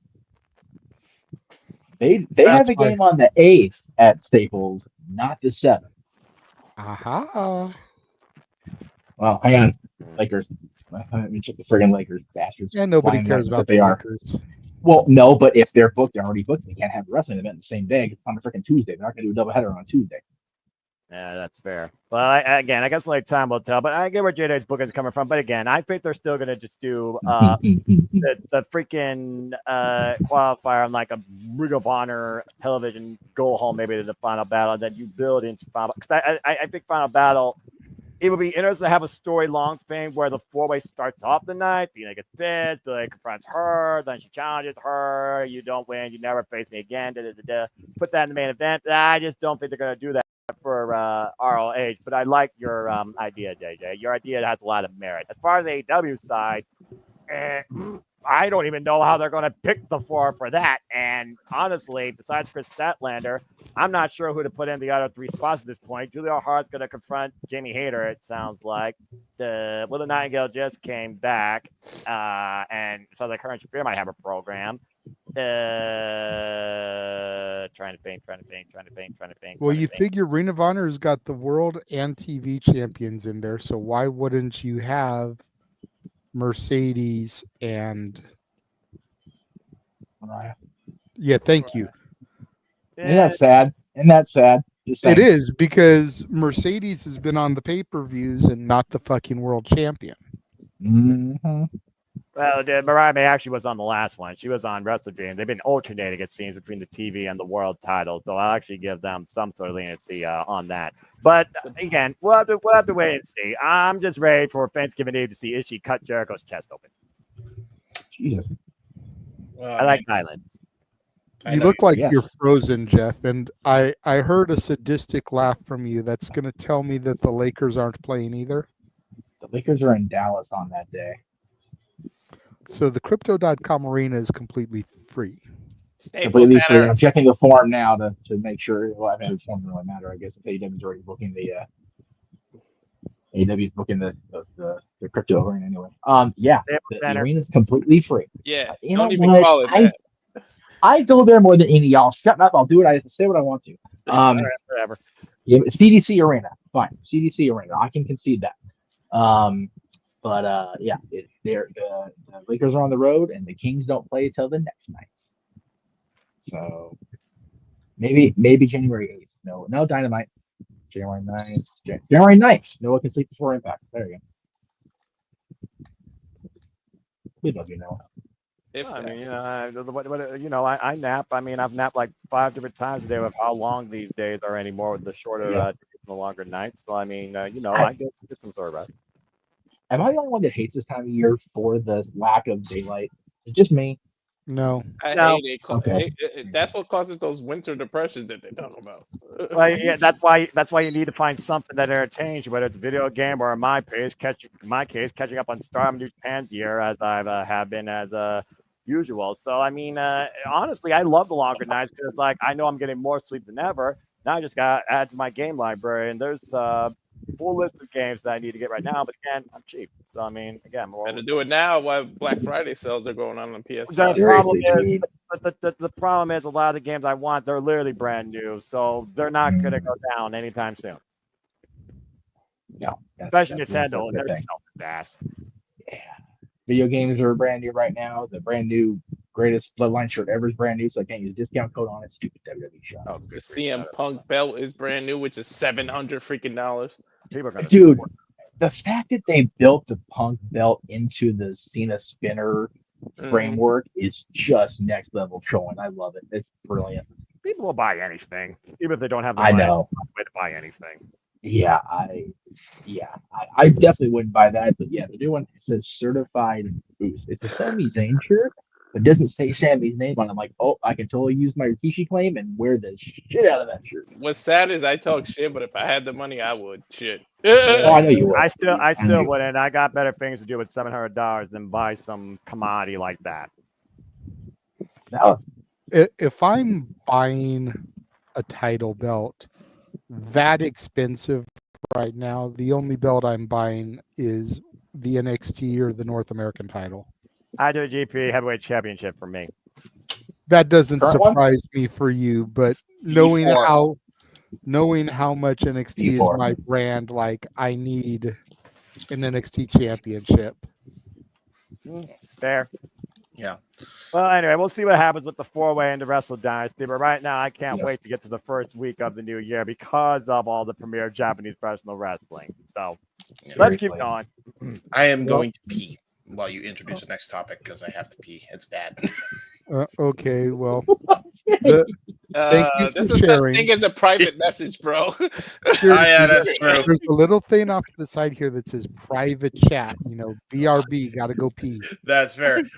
TISM activated, folks. Sorry. I'll be back. You try that one more time, and I will go back to sleep, and I won't wake up. You've been warned, young man. All right. James has to tinkle, so he'll be right back. But for the rest of us. So the next topic is one that I've dreaded bringing up, but Emmanuel already mentioned it in the chat, and I know that it is something that has to be discussed. Tuesday was a very sad day for me.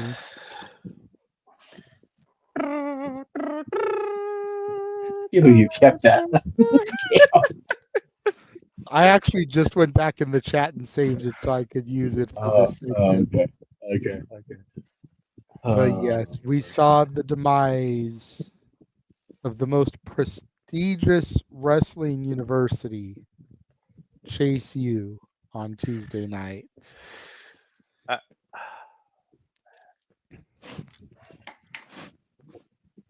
With a tear in my eye. Noah, I'm gonna let you start the conversation on this one again because I know how much you were a fan of Chase University. Yes, that was said in sarcasm, y'all. All the bullshit aside, all the friendly banter aside, what are your thoughts as far as the demise of Chase U, and do you see greener pastures for its students as a result of the university shutting its doors, or do you see a life of floundering? And nothing in wrestling lasts forever. No act, no team, no corporation, nothing. I do see potential in Thea Hill because she already has shown that she definitely has what it takes to try and win the NXT Women's Championship, and I feel that she's overdue for another opportunity. As far as the rest, Riley Osborne, great prospect from the UK. I think he's got great potential for the North American division. He and Javon Evans could definitely have a unique match that would probably even invest me. As far as Duke Hudson, Sean Spears maybe could use another student. And as far as Andre Chase, who knows? He tried to lead by example. He tried to educate. Maybe he could find some sort of editorial role. As far as I'm concerned, it's just a matter of reinvention, repackaging, recreating. If he couldn't lead a university, maybe he can try and fund an academy. Only time will tell. But I think, for as long as that act was able to be part of its own defined way in this era of NXT, from rainbow bright shit to white and gold to more suitable for my liking, silver and gray, I think there's definitely a future for everybody that was involved in that act, but only time will tell. But all things must come to an end at some point. It is what it is. Jeff? There's a reason I went to the closet to get a red shirt with the black hat because I wanted to make sure I repped a little bit. I don't have an actual shirt, so I wanted to get a little bit of rep. And you're never going to see me. You're not going to see me red and black all that often, being the Hard High School colors. So I'm getting the hives already. However, not even NWO Wolfpack. So I've come to really look back on the Wolfpack, much like Max Striker does in Revolution DVD. Like, okay, if your sister wants to join the NWO, okay, yeah, you can join the Wolfpack. Like, whatever. It is what it is. It's seeing old white guys trying to be gangster rappers and Conan being if Conan's the lone bastion of cool, we have a situation. I'm still throwing that shit out there, We got Those- Sting, Alexa, and Kevin Nash trying to be cool gangster rappers. Let's just and then you throw Hogan in there after January 4th. It's like, to be fair, Savage was supposed to be the leader of that group, but it didn't really. It didn't happen that way. okay, so then put Savage in the backwards bandana trying to be a gangster rapper. Have that for a second. Oh wait, we did that in 2003, and it sold like gangbusters, didn't it? Anyway, Well, this is before that. This is before that. Okay. Okay, so this is one of the points where he hated Hogan, but he didn't. Got it. Okay. Well, in this case, he didn't. He did hate Hogan this time. He did hate Hogan. He formed the Wolfpack. That's how the Wolfpack became a thing. Okay, so he was fickle. Anyway, Jeff, continue your point. That's right. Yeah. He was so fickle, he couldn't decide what to wear on Nitro from week to So week. he was a fucking fan, in other words. He's right. He's a fucking fan. He's a mark. I'm sorry, Randy. I'm sorry about that. Anyway, I love Randy so much. I had said from the beginning that the gimmick was never going to get up to the main roster. It just wasn't main roster material. No. But I do think, yeah, and I do think it worked very well. I became a fan, much to my chagrin. I became a fan, and I enjoyed the gimmick. I definitely see potential in Thea. I have from the beginning. Riley's got that youth, and he's got everything in the world in front of him except his own damn self tripping himself up, which I don't think will happen with Riley. I love Noah's suggestion of putting Duke with Spears.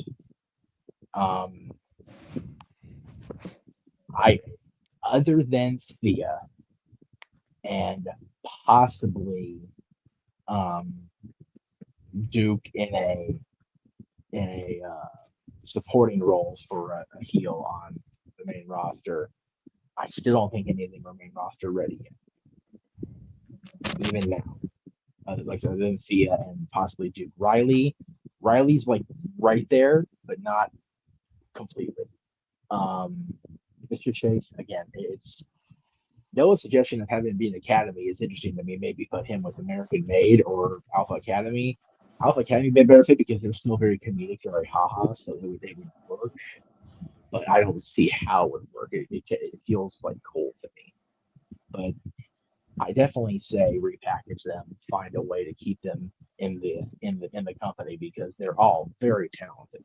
Yes. As far as Ridge, God, him and Trick at Deadline's going to be awesome. I'm here for it. Every bit of it. Mm-hmm. And this could be the beginning, the true beginning of him getting turned around because he has been struggling since he got hurt. So I'm hopeful for him because I do like Pete Dunne. I've grown to like Sheamus, but Ridge is that young guy that, again, like Riley, has potential. They just have to squeeze that coal into that diamond. And a solid run here, maybe even a long program with Trick, is maybe what he needs before he gets that final push back up where he belongs on the main roster.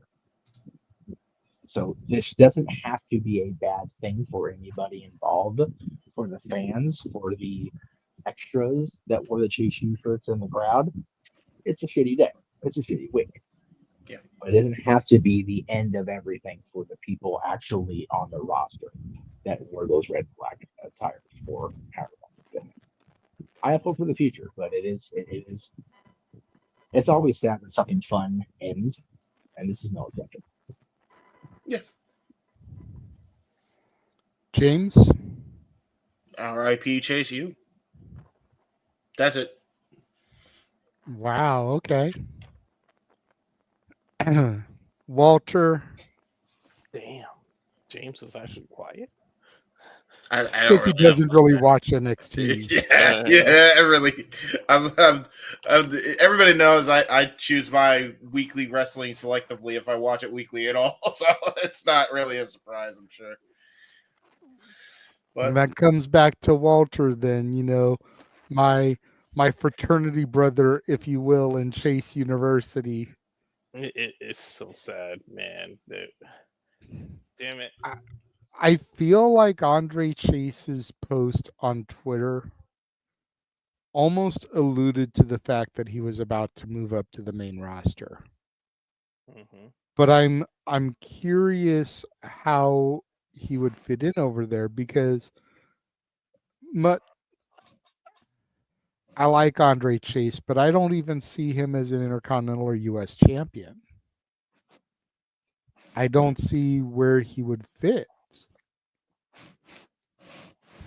He's lucky they got rid of the 24-hour title because that's where they would have thrown him at. Well, right? no, you know what though?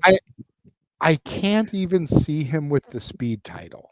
I was just gonna say, like, he doesn't fit in with that the quality, like, forgive me, wrestling people, but the Meltzer style match people that wrestle on speed, right? Like, he doesn't even fit that. It's weird.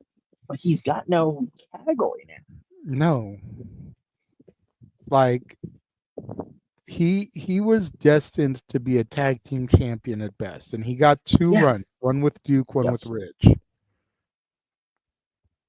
Unless we found somebody on the main roster to pair him with, and I'm not sure who you pair him with, then I don't see him achieving anything up there.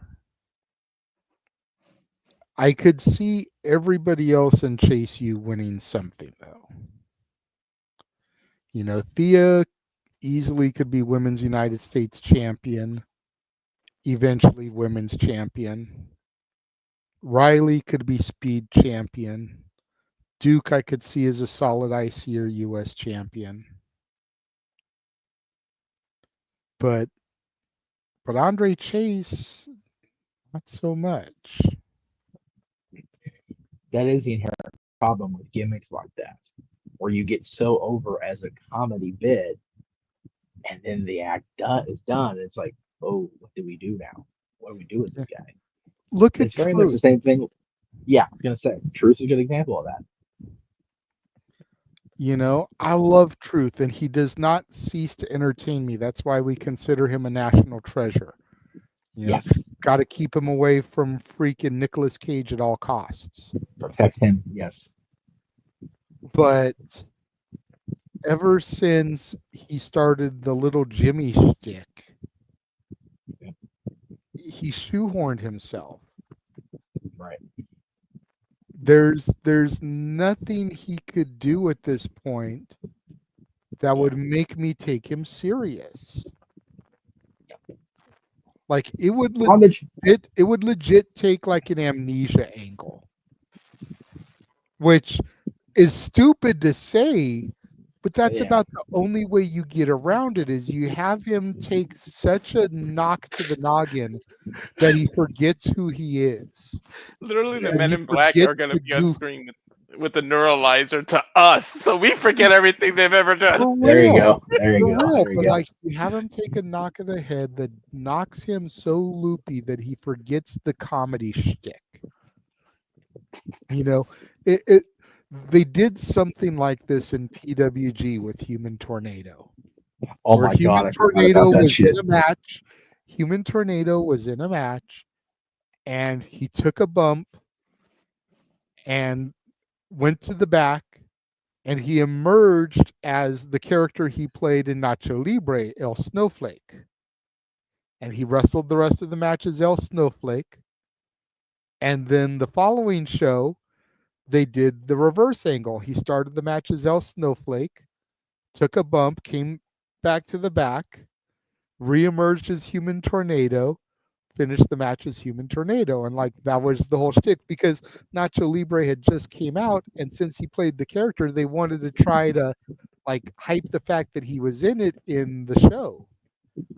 He became fucking King Tut on Batman, dude. As stupid as it sounds, that's like the only way Truth can be serious again. But on the flip side, but back to the Chase U part of things. I know that it's a happy day for Noah. I know it's a happy day for Arlene and Emmanuel in the chat room, despite the fact that they're saying how sorry they are that they had to disband Timmy. I know that there's some people out there that find joy and humor in the breakup. But I really don't know where these people go from here. That's the problem.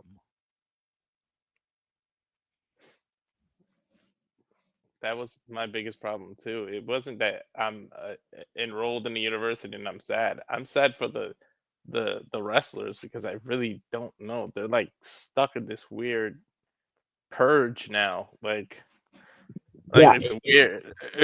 when you book people like this into this purgatory where you don't know where you're going to go with it, Jay, you mentioned truth. Our truth is not Ronda Truth Killings from 2002. That's the problem. He's been this comedy thing. But on the flip side, he's been this comedy thing for 13 years, and we still love this man. We want him to be protected at all costs. And he still goes out there and does his thing, and we still are entertained by him. I'm not saying that's going to happen for the folks at Chase U, but there's always that hope as long as they've got a good, strong following. And it seems like Chase U has a good, strong following, despite the chat room and the lower left here. Look no further than the calendar. Right? That shit sold out immediately. That is crazy to me. And granted, it was the hot chicks that didn't appear in Chase U after that, except for Thea. So, is it really Chase U or is it just the hot ladies of NXT and they're on the calendar? That's the debate, right? Yeah, the problem with the gimmick is it's very much a what do we do now gimmick is what it comes down to. And like I said, like a time around the room, everybody but Mr. Chase has almost has that out because they didn't start out as that. They haven't been only that to the WWE audience. Thea has, but Thea's got the potential as a wrestler, and she's got that cute girl next door thing going for her. So that'll help her along nicely.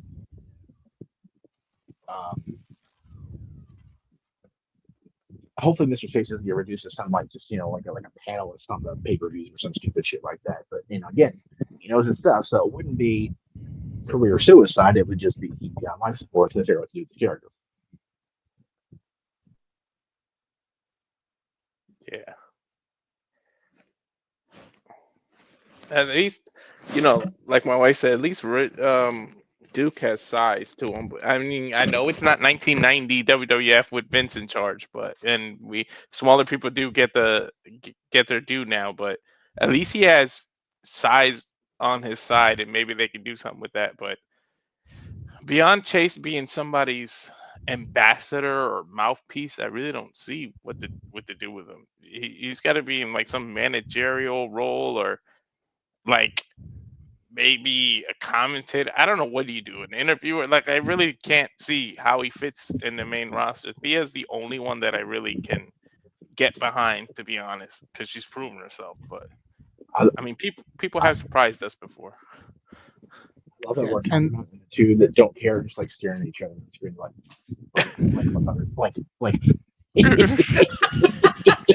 Yeah, that's fair. That's fair. That's funny. I'm sorry. I know. And Andre Chase, I don't want to kick him while he's down, but he was never the greatest talker. He could hold his own. Mm-hmm. But you throw him on the main roster with people like LA Knight, like Mello, like Roman, like Orton, he's going to get dismantled. Mm-hmm. Cena coming back, just I honestly feel like they did those guys a disservice by breaking the university up. Which is why I didn't even think they were going to actually pull it off. Like, I really didn't think they were going to go through with it. Yeah, and then with Ridge, do you actually have him beat Trick at Deadline? Because then what was the point in all this if you have him lose? It's like Unless if Chase you don't helps have Trick. Eh. Sorry, I didn't mean to cut you off. That's possible, but I don't see any real reasoning behind it. Because the university's dead. Like, yeah, okay, maybe Andre Chase got a little final semblance of revenge, but the university's still dead. Well, right. But then you have something for Chase to do, at least in the interim, as far as I don't want to pigeonhole Ridge necessarily back into a feud with him, but if he doesn't win the championship, then what do you do with him beyond that? Unless you have him have a final blow off with Andre once and for all. And Andre's all by himself because he doesn't have the university to defend him anymore. And Ridge is battling him all by himself. And that was a good point in the chat. That was the NXT universe did those boys dirty on Tuesday, man. Singing "No, no, hey," but that was not. I was like, that was not that was bullshit. That was bullshit. That was bullshit. Not okay. I think it's just a thing. Okay, but they're the baby faces. That shouldn't be the thing. I know. That was Bass Ackwards fan reaction. Like, that made no goddamn sense that they would actively enjoy the destruction of JSU. It's more of a program thing. Like, they have to say this is awesome or type shit. It's just their program to do it. I guess.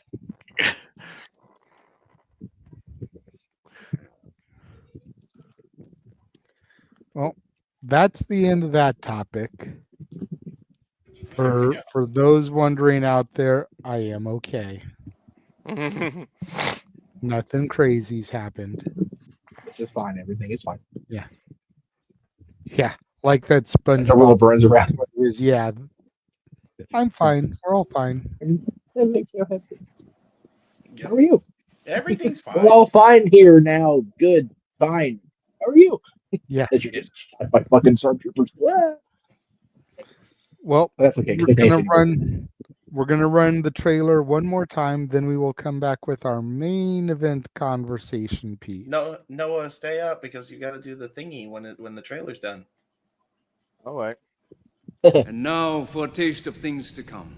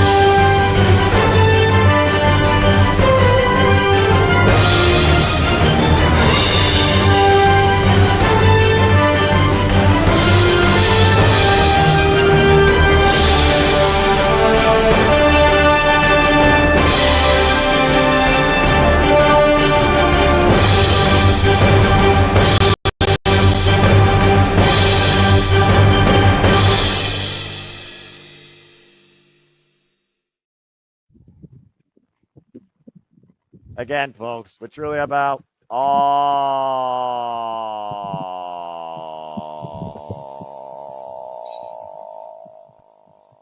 2 hours later.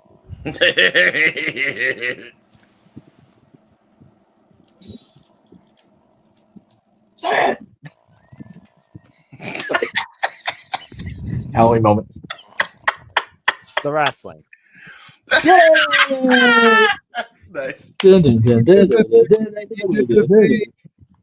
the thing. There you go. So that was good. That was a good one. Yeah, All right. enemy up by the reel. Just have him just sitting there silent for 5 minutes. all. Yeah, seriously. Yeah, when you like this, me out. Seriously, That would good have shit. been funny. all. That's it. Good night, everyone. That's it. Oh, and like played every 5 minutes of the year and the year. Like a flat line. Oh. To Emmanuel's point, not exactly the best of weeks for me. Right? What the fuck? Yeah, true. Yeah. You're getting. I never thought I'd be sad by a sentence that says Jay gets destroyed, but I actually am sad by it. Hey, silver lining. You did a clean sweep. Clean sweep. I'm an asshole probably to say it, but that's okay. Nobody. Mr. Clean from No DQ CAW. Mr. Clean. Oh no. Sorry, had to. Trauma trigger moment. Sorry. So, main event topic. Y'all saw the graphic for the thumbnail.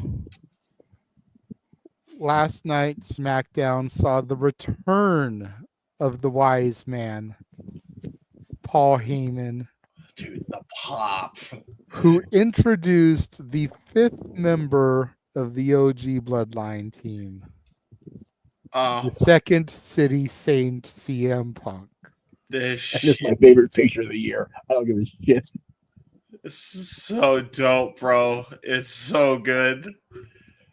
Bro, legitimately, Paul Heyman looked like he was going to cry. The pop this got. He did. Dude. Dude.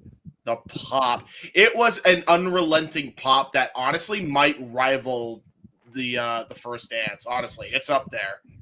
Because that was a long, continuous pop. I was going to say, for introducing the Chicago native, you got a Road Warrior pop, dude. Yeah, that's what I'm saying, man. Paul Heyman was saying, "Look in my eyes, what do you see? Tears running down these cheeks." Right? Right? Seriously. Shit ruled, man. I love that. That is why I stand by the theory that it's not going to be Paul returns, because people don't want to boo Paul. Even if he does turn, people will be like, "But I love you." He's justified. You don't want to do it. Well, the problem is he is justified big time. He is justified, but people will still be like, "Okay, but they're gonna book you, so we boo you." But I can't. I love you, Paul. And like it'll be fucking weird. Yeah, just like how James made the point today about how MJF is being made to be the villain in a story where he's got absolute right to be a dick towards these people. Mm-hmm. Yeah. Mm-hmm. Like Kevin does to be a dick to Cody, dude. Everything Kevin said last night was right on the money. For real, though. Like, Turned into Homelander. Cody going Homelander. See, and you never go for Homelander. So the $1 million question here, as far as CM Punk is, can Roman trust him? Can he trust him? You know, and it sounds very simplistic, but there's layers to this because CM Punk is into Uce. He's not family. He's only there for Paul. He made that more than clear to Roman. Like, I'm not here for you. I don't give a shit about you. I'm here for him. And granted, you couldn't hear him say it, but if you watched mannerisms and could read lips, you were able to pick up on what Punk was saying. I actually had to go to the X and screenshot that because that was something that came after the show went off the air. Yes. That's how I got that image. I used the footage they posted on X after the show went off the air to get that. Which was it's a great shot. And they cut to black. You see Roman walking to the camera to throw his one up. And I'm thinking to myself as the camera goes back, I was like, dude, is Punk going to put his one in the air? Because that's going to be even more fucking epic. And then I saw the picture and he's doing the go to sleep. And it's like, okay, Punk being Punk, being Punk. But just so good. great visual. Can- It's a great moment. Can Punk be trusted though? And I don't know how many people remember the fact that when Roman debuted, it was at Survivor Series helping CM Punk when the Shield made That's their good call. debut. Yep. So, like, I wonder if they're, granted, they've only got one SmackDown to really tell that story, but are they going to use that little nugget in the storyline?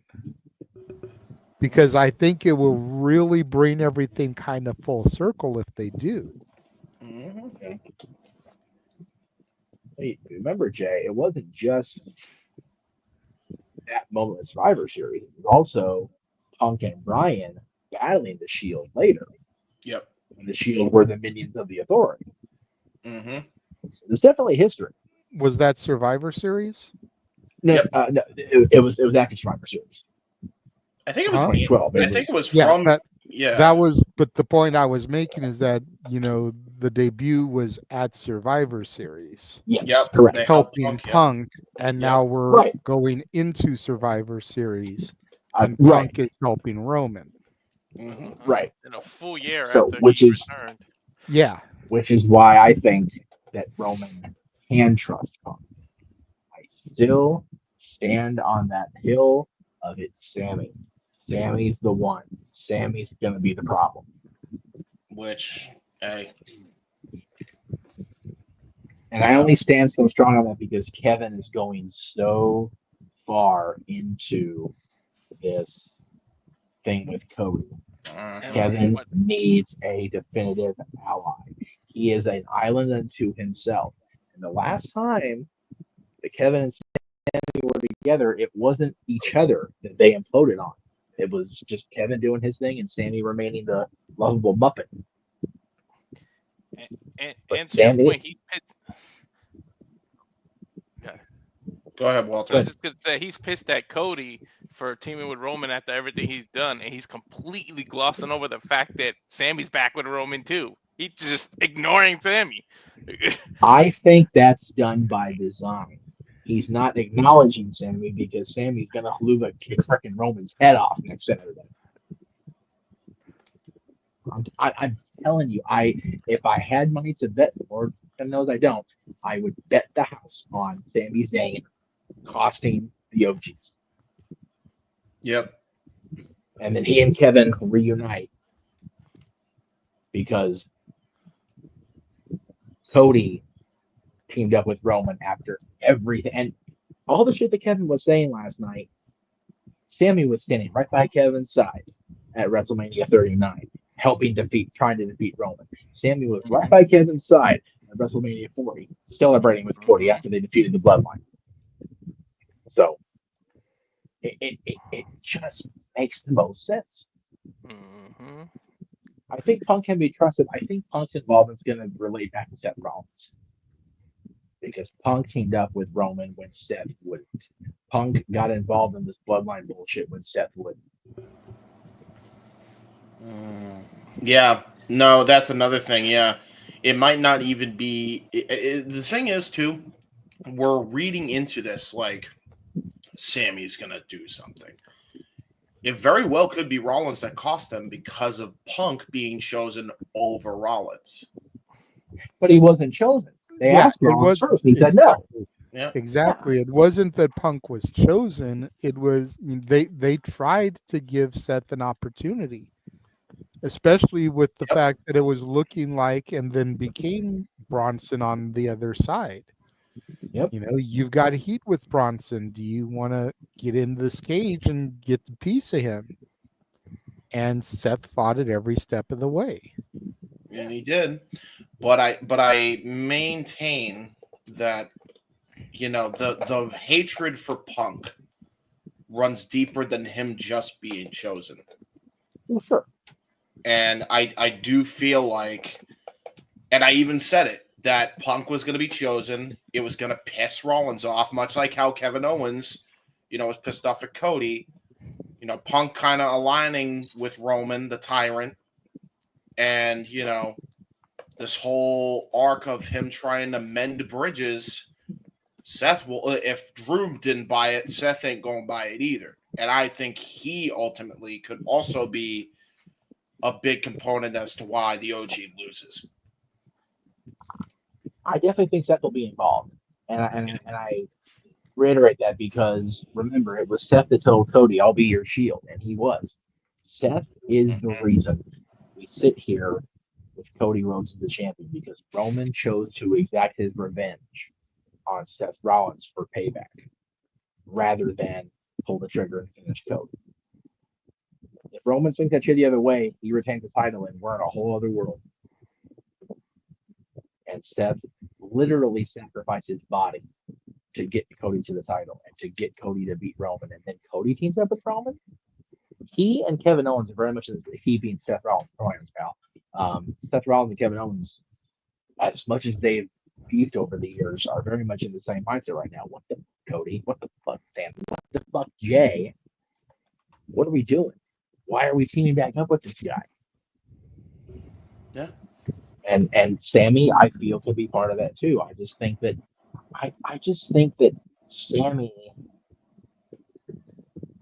Sammy's betrayal just sticks in my head because it makes so little sense and it makes sense. I guess. Oh yeah. But by the same token, as great as the battles with the Usos were, as great as that tag team title win at WrestleMania out here was for me as a fan and me as a friend, was so cathartic. Sammy was legitimately torn apart by his role and his leaving the bloodline. He did not want to have to go through that at the beginning of last year. He felt like a part of the family. And like I said, the shirt's out now, Sammy Uso, and the other shirt says the Chosen Us. So they're leaning into him being part of it. So I can see both sides of he will, he won't turn. Yep. Rollins and Owens are definitely the much more likely candidates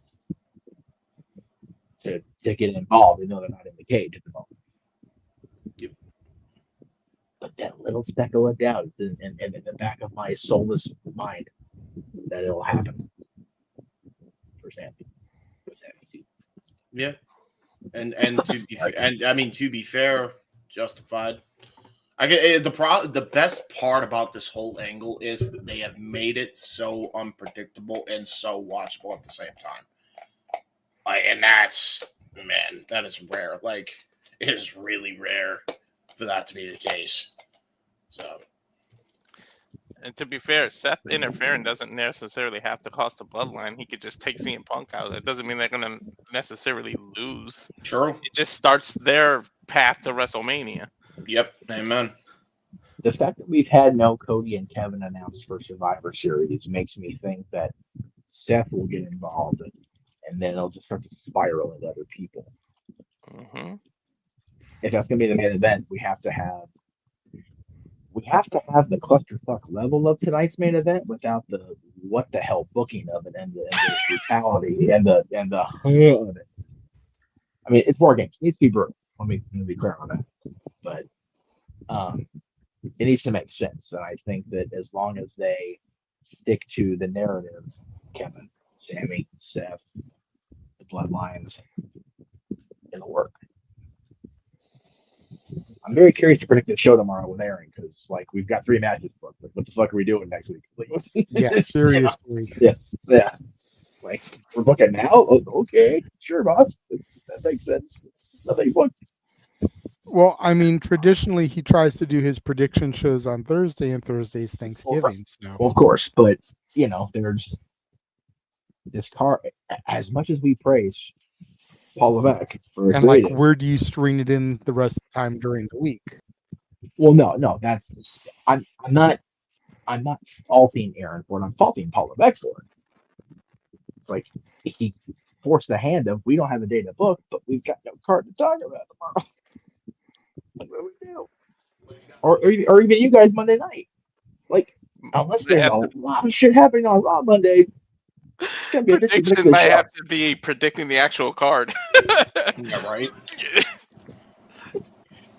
Yeah, it's just that I don't mind because, well, no, I take that back. I 100% mind it. The women's War Games match is just there. Yeah. It shouldn't be a War Games. It should be a Survivor Series traditional tag. We're talking about this couple of situations. You know, I'm very intrigued by the men's War Games match, which is what you should be. You should be intrigued by the main event of a big 4 people. So, to answer the topic question, yes, Punk can be trusted. I just don't think that we're worrying about the right partner or the right outside entities. Yes. Necessarily. If you're Roman Reigns, if you're Jimmy and Jay, if you're You are right, because you go full circle. Think who did Sammy and KO beat to win the tag titles? They're in this match too. Yeah. There's so much that leads me to believe that Sammy is we the one. Sammy's the one. And Walter, since you're going next anyway, go for it. Yeah, I think Punk can be trusted because he's there for Heyman and everything. Like you said, you probably have to be worried about Sammy, but I just think both of you guys are right with James too. Seth is gonna have something to do with it. He's gonna be pissed because one, he's gonna go and it looks like he's gonna attack Reed or whatever, but he'll probably take him out with one thing, but he's gonna make a dash for Punk because who was the one who overreacted when Punk came out last year? It was Seth. You see this? There's like 50 intricate stories in here. That's what makes it so damn good. Because you got last year's Survivor Series and what happened. You got the stuff with Sammy. You got the stuff with Roman. Jimmy, and the fact that Jimmy and Jay just came back and automatically was on Roman's side. Nobody's talking about, can you really fully trust them? Like, do they really even care? Like so, that. It was almost out of necessity that they came back. It wasn't because they really want to. Right.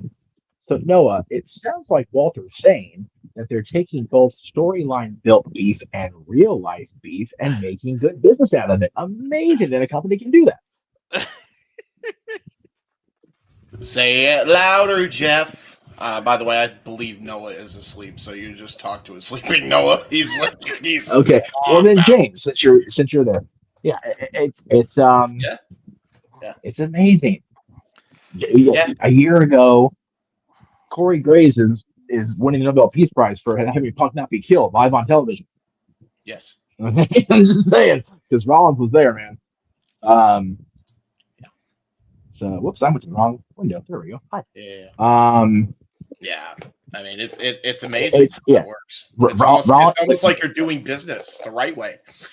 Right? Yeah. It's an amazing concept. Amazing. Again, two people that were supposed to be the builder and the savior of AEW are now going to have a fucking mega moment next weekend. But Hey, Noah, we had a question for you, my friend. How are you? You okay? What? You ended up falling asleep again. What y'all talking about? We are talking about the segment. I was just saying that, the topic question is, can Punk be trusted? And we kind of got around to, and I ended up saying, it seems like they're taking a lot of elements of real life and storyline built drama and making business out of it. It's amazing that a wrestling company can do that in 2024, because you wouldn't know it if you didn't watch WWE or TNA or Ring of Honor or New Japan or any other company. Anyway, that was a dick phrase, but whatever. Here. What do you think, Noah? Can the OG Bloodline trust CM Punk? Can he be trusted? Paul Heyman came out the same gear like Solo Sikoa, so there's suspension disbelief with that. LOL. The women don't deserve a War Games match. That women clusterfuck is absolute bullshit. Might as well be a 10-woman Survivor Eliminator. Yep. Don't give jack shit. As far as this goes, only time will tell. I think when you're the day, you got to consider more the beef that Seth has with Punk. That might override his judgment. with his beef with Bronson Reed. I think something more like that could come into play. The end game's gotta be like Solo and Roman at some point, who have yet to have a one-on-one. Final boss is another factor here. Who said 1, 2, 3? Y'all are done at WrestleMania. It sounds like, and we haven't seen Hunter Tilden since Bad Blood. I'm more intrigued by Cody versus Kevin Owens. The fact that KO circled Cody's return in a single promo, while Cody encompassed Kevin Owens' entire career in a promo. I'm more invested in that match versus more Bloodline saga. Yeah. So, I mean, as far as this goes, someone's going to betray somebody, but I still think the good guys win in the end because 50-50 booking. The bad Bloodline, the bootleg Bloodline, or fuck it, whatever the you want to call them. One at Crown Jewel, so it only makes sense for the good guys to get the win here, and then you figure out the end game on the road to WrestleMania. So yeah, well, maybe they'll pick this up at Saturday Night's main event, but anyway. Okay. JJ Noah made a valid point there. I didn't think about that Paul was dressed very Solo Sikoa-ish last night. In the red and in the black suit. There is that element too. Could be Heyman being the snake. They could be. JJ, how you doing over the signal? I was asking JJ on purpose, Jim. Gotcha. Doing okay over here. Okay, good. So let's just make sure the signal was working. Yay! What do you think about that? Because I didn't think about that. And Safed, we realized Paul Bearer wore that back in 2000, but he's dead and has nothing to do with this angle. Yes. Yeah. So. Yes. Yes. Although that is a I'm not sure why Paul Bearer is being brought into this. I think he's bringing him up because it very well could just be coincidence, and he did wear that in honor of Paul Bearer. There is some validity to that, in fairness. I just don't know why he to JJ's It point, also why could would be he? that everybody else is wearing black and red except for CM Punk, who's wearing his own merch. Like, yeah, come on. I mean, yeah, that's true. I don't know. I'm just, I don't know. You're trying to be nice, and we appreciate it, James. Yeah, true. I can see it either way. The comment made no sense in the 2024 discussion about a person who's been gone 11 years and had no influence on the attire in my and JJ's opinion. They're trying to put a square in a round hole there. Yes. Well, but first it's more of a round round and a square hole. Square peg, whatever. Going out there, yeah. Well, if you're AEW trying to put a square in a double chocolate chip cookie. Sorry. Cookie. God damn it. Cookie. And if they keep Big Boom AJ, make him head of the social media department. He seems to know what the hell he's doing. Lord knows AEW needs that traction. Media training. The guy knows his shit. I'm telling you. Freaking Fox Business, MSNBC, freaking everywhere, man. That family is everywhere. Good for them. Look how many people were watching YouTube at the time. The fucking Tonight Show. The only AEW talent on Tonight Show. Fucking Costco guys. Which is really bad. What are we doing? Really bad, man. That's so bad. Fucking bring the join them every boom! week, it feels like now. Jesus. Bring the boom, all right. Yeah. Okay. None of that has to do with Punk at Survivor Series. Let's No, try to it get doesn't. back on That's track. Although he does have pipe bombs, so there is the boom there. They're silent but deadly. Because that's what a pipe bomb is. Noah, can I go to you for your quote towards James, please? Okay. He's so tired he can't even get help. There you go. Damn it, James! You freaking idiot! I know. Thank He's you. all groggy and he gets it out full tempo. He loves to see it. It's happened there. Okay. But yeah, I think Punk being the addition is an interesting addition, but it's also full circle because he returned last year at Survivor Series. Yep. You know, if Paul was going to bring somebody back to be the fifth guy, I think everyone kind of thought maybe Brock. But Punk kind of makes sense too. I do agree to a certain extent to what Safet was saying. You know, if you look at Solo's outfits, you know, he's been wearing that black and red and kind of a little, could it be, could it not be? I don't know. Somebody is going to make the heel turn, though. That's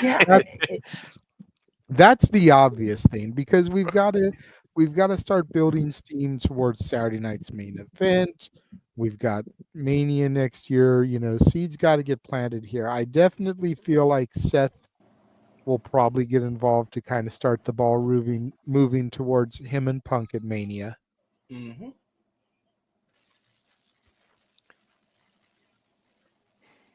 And will Sammy turn, or is Paul the snake all along? And if Paul is the snake, is he a legitimate snake? Or is it a coup, kind of like when he ditched Roman to align with Brock just to fuck Brock over and show he was with Roman all along?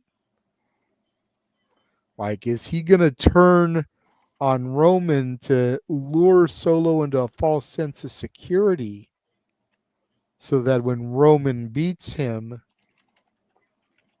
you know, it's like, I was with him all along? If they do that, Jay, it would have to be really well pulled off. And Paul can do it, and Roman can do it. And I only say that it has to be well pulled off because if you remember when Paul went crawling back to Brock after Roman fired him, that was, you know, you could tell it was part of the plan.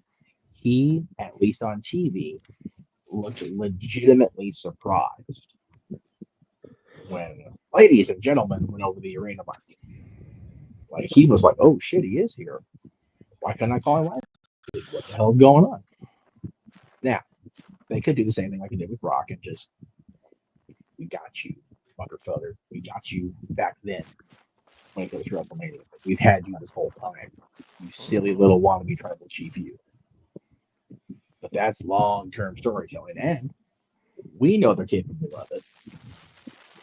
We know that Papa H is capable of it. But will the current WWE Universe be patient enough? That is the key. That's long with like 3 ends in it. long fucking. long. I do gotta say they got me for a second, because when he said you need 5, I swear I thought he was gonna say you need 5 and F5, and Brock Lesnar was gonna come out like, I swear I thought that was gonna be the line he was gonna use. No. I would have been great with either Brock or Punk being that 5th guy, because it would have just been such a what the fuck either way. Yeah, but Punk was the right choice. Listen, as much as I want to see Brock back, I don't know what the hell is going on with that, and we ain't gonna know until that Vince McMahon lawsuit's over. So we should pipe down on that one. I don't know, dude. I think Brock could be back as soon as the Rumble. No, I know, but that's when the trial is supposedly ending anyway, like right before. I didn't even know You the also have to trial remember had begun, so how would we know when it's going to end? I think it's supposed to be in December or something. That's when they say they're going to be done with the deposition or something. You also have to remember there's a new president-elect in January 20th. He can start issuing pardons left and right. And separated or not, the dude's wife's in his cabinet. Yeah. So we don't know anything about nothing. This is also fair. But let's not trying turn real this hard into not to get down the political rabbit hole, but yeah, let's not turn this into a political conversation. Yeah, no. I ask the people in the chat to refrain from political questions. So yes, I know you do. I'm just, You know what? it is a valid point that yes, Brock is likely off of television because of all that. But Hunter said himself, Brock's just doing Brock things. Like, if I want to call him tomorrow, I'll call him tomorrow. Yeah. So I don't think it has anything to do with it. Speaking of good points, I didn't even think of what my wife just said. That is kind of a story within itself. If you want to do Punk versus Roman, like, boom, Like, how the hell did you talk to Punk, and then when I try to reach you, I get your number has changed or it's not in service or whatever? Well, Paul would be the one that seemed to call Punk, not the other way around. Paul recruited Punk, not vice versa. Yeah. Yeah, but then it could be, why the hell did you reach out to your tribal chief? Why didn't Roman reach out to him prior to or after the powerbomb at the Garden? Exactly. Again, so much to think about in the next 7 days, folks. Well, before we get to Emmanuel's super chat, I did start a comment that he threw up that kind of ties to this conversation. Come on, there it goes. Is Paul going to be Punk's wise man? Remember what Paul said to Punk when he wanted to leave Solo to take him with him? Is that the favor Paul needed to fulfill?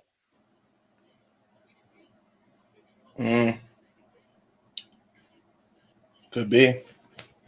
That's true, because Punk didn't mention his favor. Paul's favor was take me with you. Yeah, that's true. And now we wish he would have, because he wouldn't have got powerbomb. Again, another interesting layer of this big giant onion that's gonna be layered, hopefully, part and part, in Vancouver. It's cold in Vancouver too, I think. So it's just cold everywhere. It's crazy.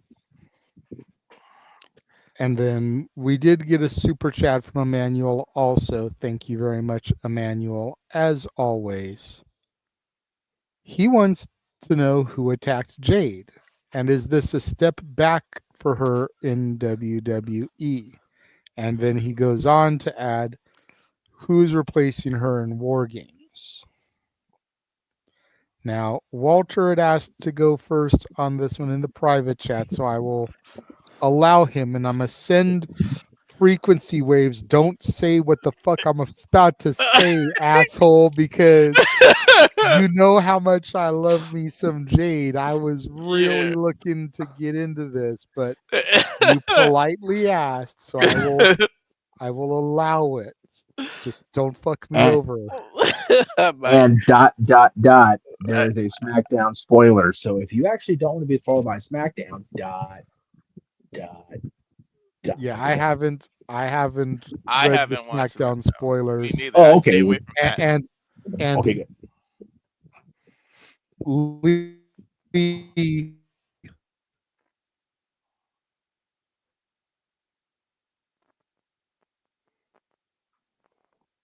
Did he reverb or was that me? Rewrote. No, did I go rerow? Yeah, you went rewrote. You went mega rerow. You went to freaking Megazord rerow. Damn it. Yeah, I didn't hear jack. Say it again. Try it again.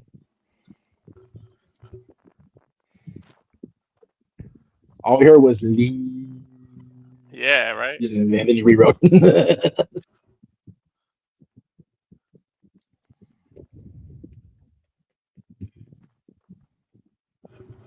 I don't want to start talking, but maybe like. Yep. Same. Hello. Give him a second. Let me pull a string. Check. Hi, JJ.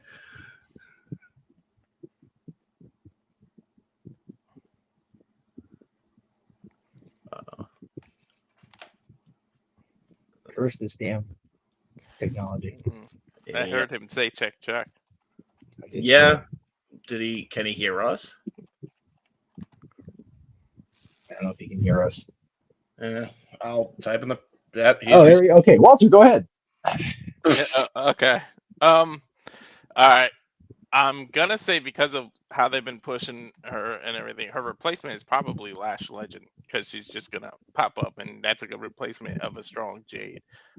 That's just my guess. Now, I know you guys are gonna be like, "What the hell are you talking about? Where's this coming from?" and everything in terms of who attacked her. But you gotta walk me through. I think who attacked her was Charlotte Flair, and why I say is because first of all, she doesn't work as a face. So usually when you return, you're going to get that pop, right?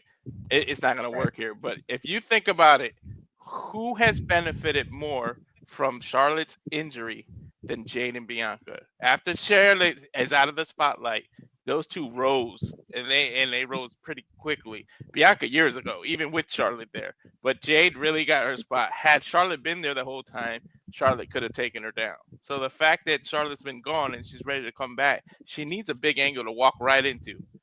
Why not throw it right there, right in the middle of that and start a WrestleMania program or a Royal Rumble or something? Charlotte comes back and immediately is thrown into that instead of always coming immediately for a title.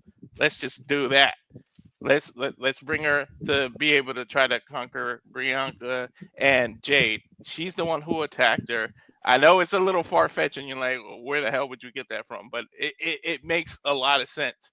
If you think about it, she can immediately say, you stole my spotlight, and you're only in the position you're in because I was out for over a year. And that's where you can go. And then in Lash Legend, I'm just pulling a name out of a hat. Like, so, but in terms of that, but hopefully I didn't steal your thunder, JJ. I don't know if we're thinking of the same, but we'll go ahead.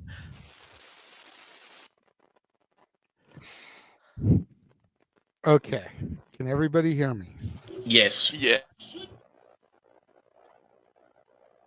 Okay, huge lag from when I stopped and y'all responded.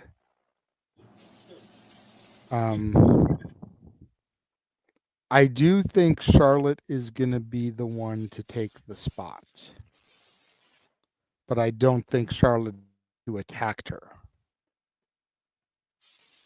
I think who attacked her was Naomi.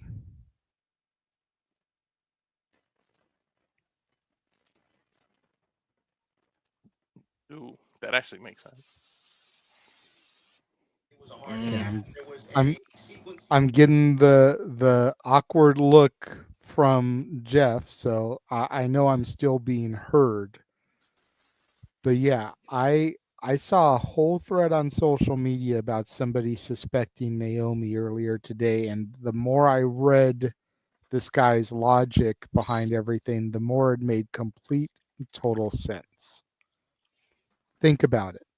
Naomi's basically been the third wheel in the big three. She's only been the person to come in rare instances. Bianca and Jade are the ones reaping all the benefits. They're the two-time tag champs. Naomi made this grandiose return at the Rumble coming off of her TNA run, and she ain't done jack diddly shit. Oh yeah. But be a hanger-on to the Bianca and Jade show. And then Bianca and Jade go down to NXT, and Kaylani Jordan replaces her. Mm. And we get that image of the three of them flexing together, and Naomi's nowhere to be found. The thread said that was the straw to break the proverbial camel's back. And now not only is she a third wheel, now not only is she a hanger-on who's lost virtually every match she's had this year and had no real anything, but then she's replaced with a young upstart from NXT.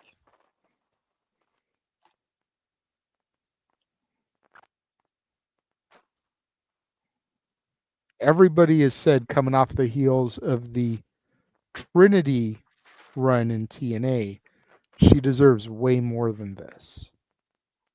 Very true. This is how she gets it. She could very well end up in the finals now for the United States title. You know, and who's going to replace Jade in the tournament? Let alone who's going to replace her come Survivor Series.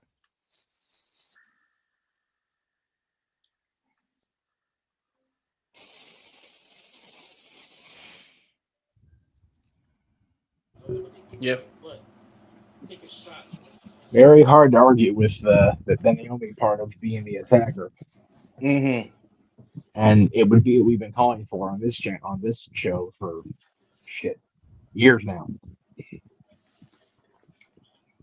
Except that she'd be turning heel at the wrong time because the OGs are baby faces now. Yeah, exactly. Right. Like, well, That's the shitty part. now better more than ever. I mean, she should be a babyface, but they haven't done anything with her. No, and to JJ's point, she's been back almost an entire calendar year, and nothing of substance, nothing. Yep. Hell, her opponent at her title loss has had more TV time in WWE with substance than she has, for fuck's sake. And Yep. she's still a TNA wrestler. Mm-hmm. How much bullshit is that? Yep. For Naomi, love me some Jordan Grace, but for Naomi purposes, that's bullshit. Yep. Treating her like a bag of shit. That makes a hell of a lot of sense. Yeah, I would It love really that. is. Naomi. Yeah. Because if Bailey turns heel again, I'm over it. Like, for fuck's sake. I don't need another Bailey heel run. Oh, no. Yeah. Well, It was only effective, at least for me, in the end when her and Sasha were still healing it together. It's like, I'm good. Yeah. I'm good. Damage control needs damage control. Yeah. And Bailey not being there is not doing it any better or worse. So, yeah. I'm hoping we can actually come up with all 5 different people. Let's see. Right. Oh. I'm glad that wasn't made up Noah, of Super give your Chat thoughts. because he gets hit. Noah's asleep again. I think he's asleep again. Yeah. What? Yeah. What? Yep, Did there you he wa- is. First of all, did he watch SmackDown to know what happened? Do you know about Jade Cargill, and who do you think attacked Jade Cargill, Noah? That's what we're on. Jade Cargill got attacked. I don't know anything outside what y'all talk about Bloodline reinvention, and of course the one thing I cared about Kevin Owens and Cody Rhodes, but Jade Cargill got attacked. So, okay, so War Games, right? Women don't deserve War Games. Jack shit. We're talking about who attacked her. If she was attacked, let's see. If I were to put out a name, I'm just going to keep putting it out there. I'm waiting for Bianca Belair to go full-on black heel bitch. I want her to drop Jade Cargill and build that WrestleMania program. But the fact they're the tag champions, I think that wouldn't make much sense since, again, they pretty much both are over, though Bianca didn't carry more of the team. Still, Unholy Union treated unfairly, unjustly, so honestly, I could care jack shit less. But if I'm going to put out a name based on the context where we're at now, let's see. Liv Morgan and Raquel, they freaking took out Rhea Ripley, but she's back with a face mask. Nia Jax. Nia once beef with Jade Cargill. I mean, hell, got disqualified in a tournament, so there's that. I mean, Nia might think that, Jade is someone that could oppose her throne. Maybe she had Tiffany do it. Naomi, what the fuck she's doing? She lost to Nia Jax. Oh, damn, that looks like she was literally KLD or freaking chokeslam on a windshield. Naomi ain't capable of that shit. I think Bianca Belair makes more sense, honestly, to me, just based on her finisher, that KLD, just robbing her like a bad habit on the hood of that vehicle. I mean, but for someone like to replace her, based on opportunity, based on history, based on potential championship rivalry, Charlotte Flair, Becky Lynch, Kalani Jordan get the Sun call up. Lyra Valkyria, who has history with Nia Jax. Again, brand split LOL. Who the fuck cares? I, honest to God, don't know, and much so don't care. But if one person needs to do something to become relevant in WWE again, it's Naomi. So I'll go with that, but it wouldn't surprise me if Kalani Jordan was the replacement. There you go.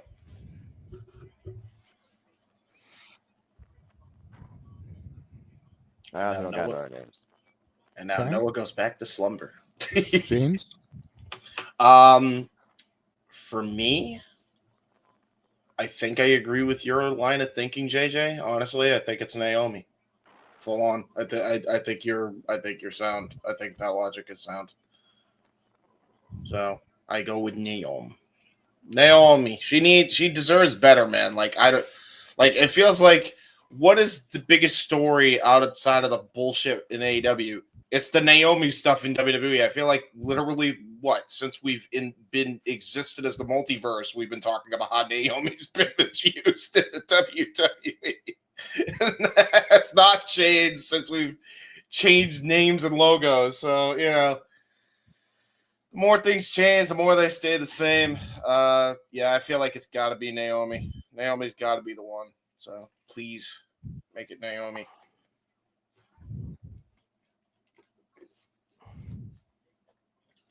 Jeff? I like the fact that it could be Charlotte,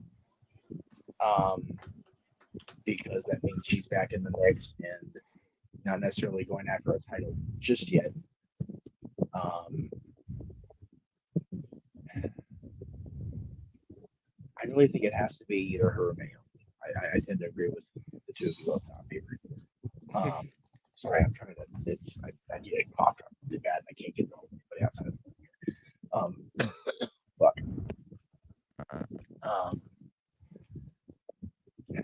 Naomi just makes the most sense because, again, she's been back since almost a year. And James makes a valid point. Other than her run in TNA, which has occurred in the lifespan of the multiverse / studios, she's been the most misused prime player on the women's roster, period.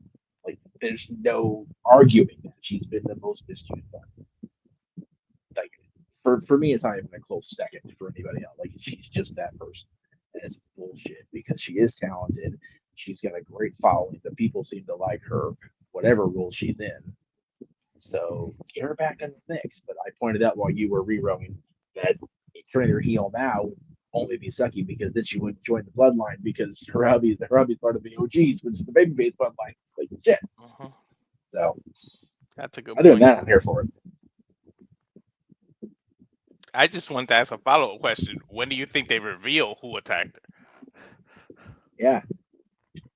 Because I don't think they're going to have the replacement in the match for the United States Championship be relevant to the storyline of the replacement in War Games. Yeah, there you go. Again, they've both been back or on this roster for a year together. So, and to everybody's point, constantly overshadowed every step of the way since he's returned.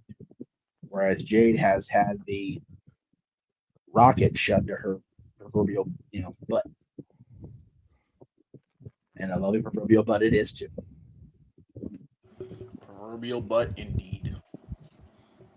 Don't get me started. Wife is in the chat. Wife is in the chat. Wife. Yeah. That's right. Easy. That's okay. We're gonna your plug-in because you're gonna be fucked anyway. So. Yeah, that is true. Although that's in a quarter off Walter's promo. There you go. I was about to say. I think they both like her. So there you go. All right. I'm guessing because JJ's commenting, we're having. I'm just gonna keep moving on. I'm only doing that because JJ seems like he's still having trouble with lagging between audio and video. He's commenting in the chat room, so I'm just gonna push through. And are we gonna throw to a trailer again, or are we gonna go straight to the plugs and go maybes?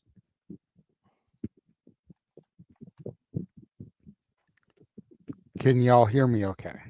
Yes. Yes, but the lag is substantial. Yeah. Okay. Like 5 seconds. I did want to go to another trailer real quick.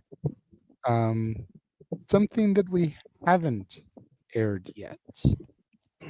A little surprise trailer. Noah. And now for a taste of things to come.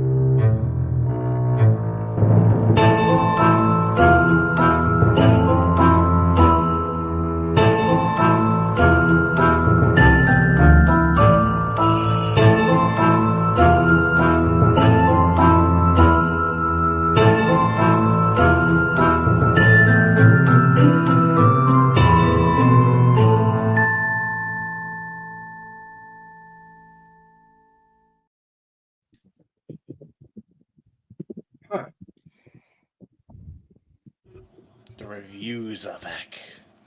I'm not sure about them horror versions. The Werewolf Santa, I kind of want to like go hide in the corner and pretend everything's gonna be okay. Right, with the music. Dude, that was the mean one looks like it's gonna be funny just because it's obviously the Grinch, which is funnier than shit. So I'm here for that one. All the Christmas movies. Yeah. Damn right. Remember, there's a lag for Jay, so you got to wait 5 seconds to make sure he responds before you do the thing. Let me try to come up on this. Hold on. Okay. Try the phone. We tried the phone. Fuck all the technology as we approach Christmas. Yes. And Noah, Somebody super chat this man and get him a better Wi-Fi service. Yes. I was just gonna say that. That should be his Christmas gift. Fuck me. Hell, super chat, PayPal, the motherfucker, dude. Get a better Wi-Fi. Bro, while we wait for JJ to come back in here, man, Noah can sleep through a fucking earthquake. Look at this shit. Oh no, the best one still was you remember Big G fell asleep on the air? Oh yeah, that's right. Yeah, that was so good. He actually slept. Like he didn't even come to. Like he just slept through that whole, and then it was like, that was funny. We should probably kick him out of the studio now. Yeah, dude. It's so funny. Yeah, that was it was great. That was one of the highlights. No, Japanese wrestling's on. Noah, suicida. Noah, tope suicida. Abrino basta. Rainmaker. Oh no, not the Rainmaker. We have Tinkerbell involved again. Oh, there he is. There's some head movement. Hello, Rainmaker. What? Double chocolate chunk cookie. There you go. I don't know. Don't mind me.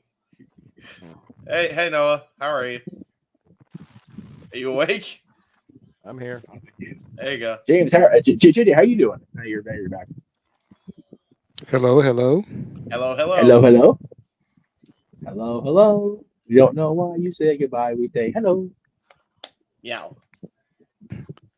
Can y'all see me? Yes. We can see you. There's still a lag in your response, however. Is there? Yeah, barely. Okay, maybe not now.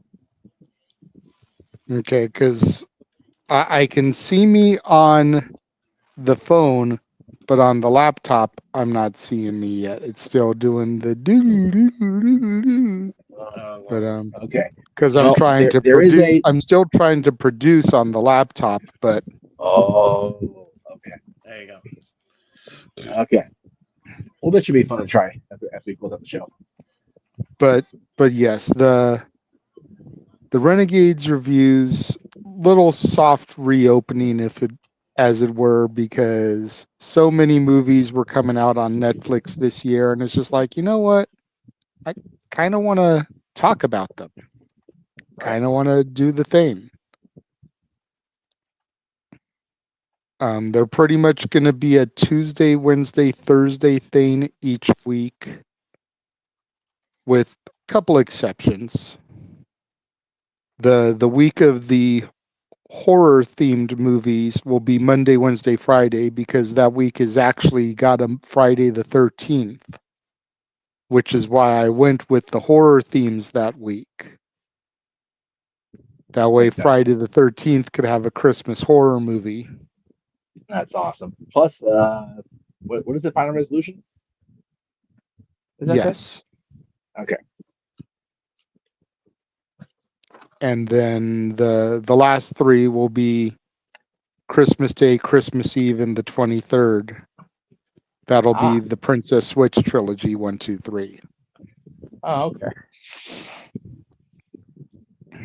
I think you're doing stuff that like people like I hadn't heard of. I don't think any of those. So that's awesome. You're giving some new stuff a little love. That's cool. I like that. That was the point. Like I said, I wanted to try to do stuff that was just coming out, stuff that was brand new, stuff that was going to be relevant, and then throw in some other stuff that is older, but old kind of is a relative term because the oldest movie I think is not even 10 years old yet. So it's still newish enough. You know what I mean? Gotcha. Yeah, newish when it's when the Christmas ends on off. It starts off. Oh my god, there you go. Starts same day, remember? It's true though. That is the key this year. 25th is first night Hanukkah.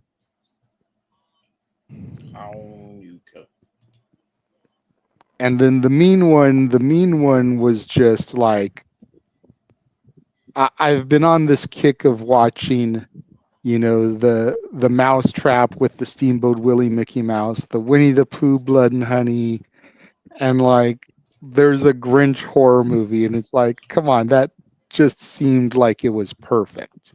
Yeah, that one I'm okay with. That one I'm okay with. No Mickey the Mouse forward. No Mickey the Mouse forward. No. No Mickey the Mouse forward. Especially after Monday, it was a good day. He was in his Christmas best. Happy. I don't need him killing nobody.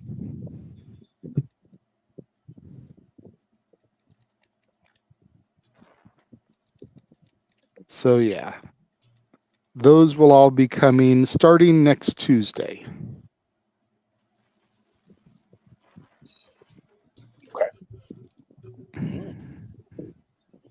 So not this coming Tuesday, but the Tuesday after Thanksgiving. No. This coming Tuesday.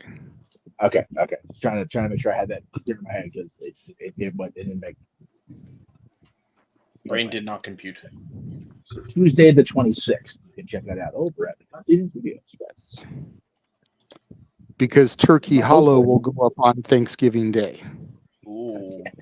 Turkey Hollow. That's a great name for no reason in particular. Well, and it's from the mind of Jim Henson, so you know, there's that whole connection there too. That's awesome.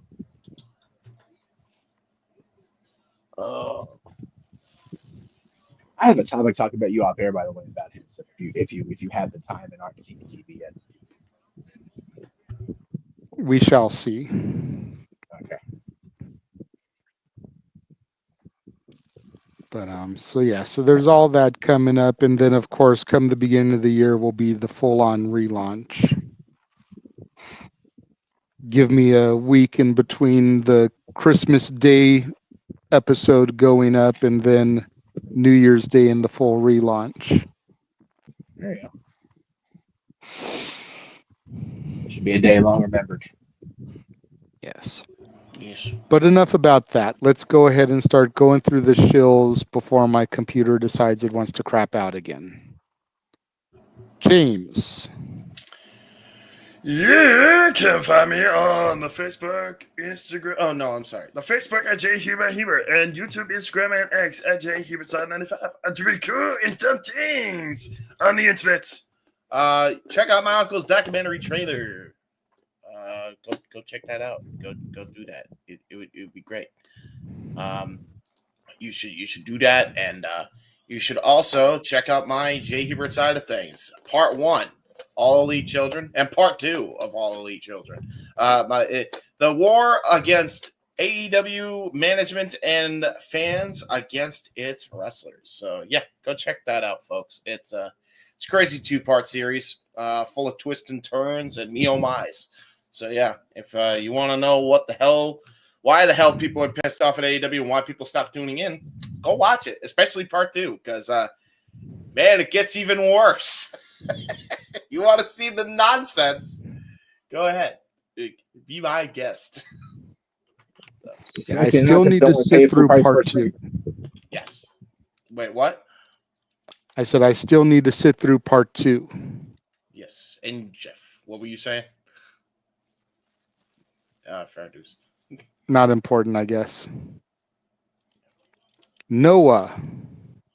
Noah, are you awake? I'm here somewhat. Graphic. Follow me choose and Foster 1916.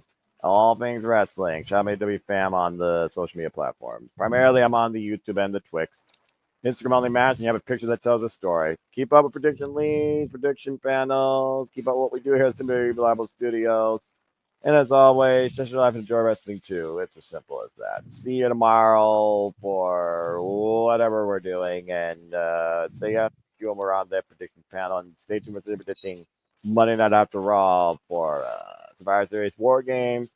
And Friday, the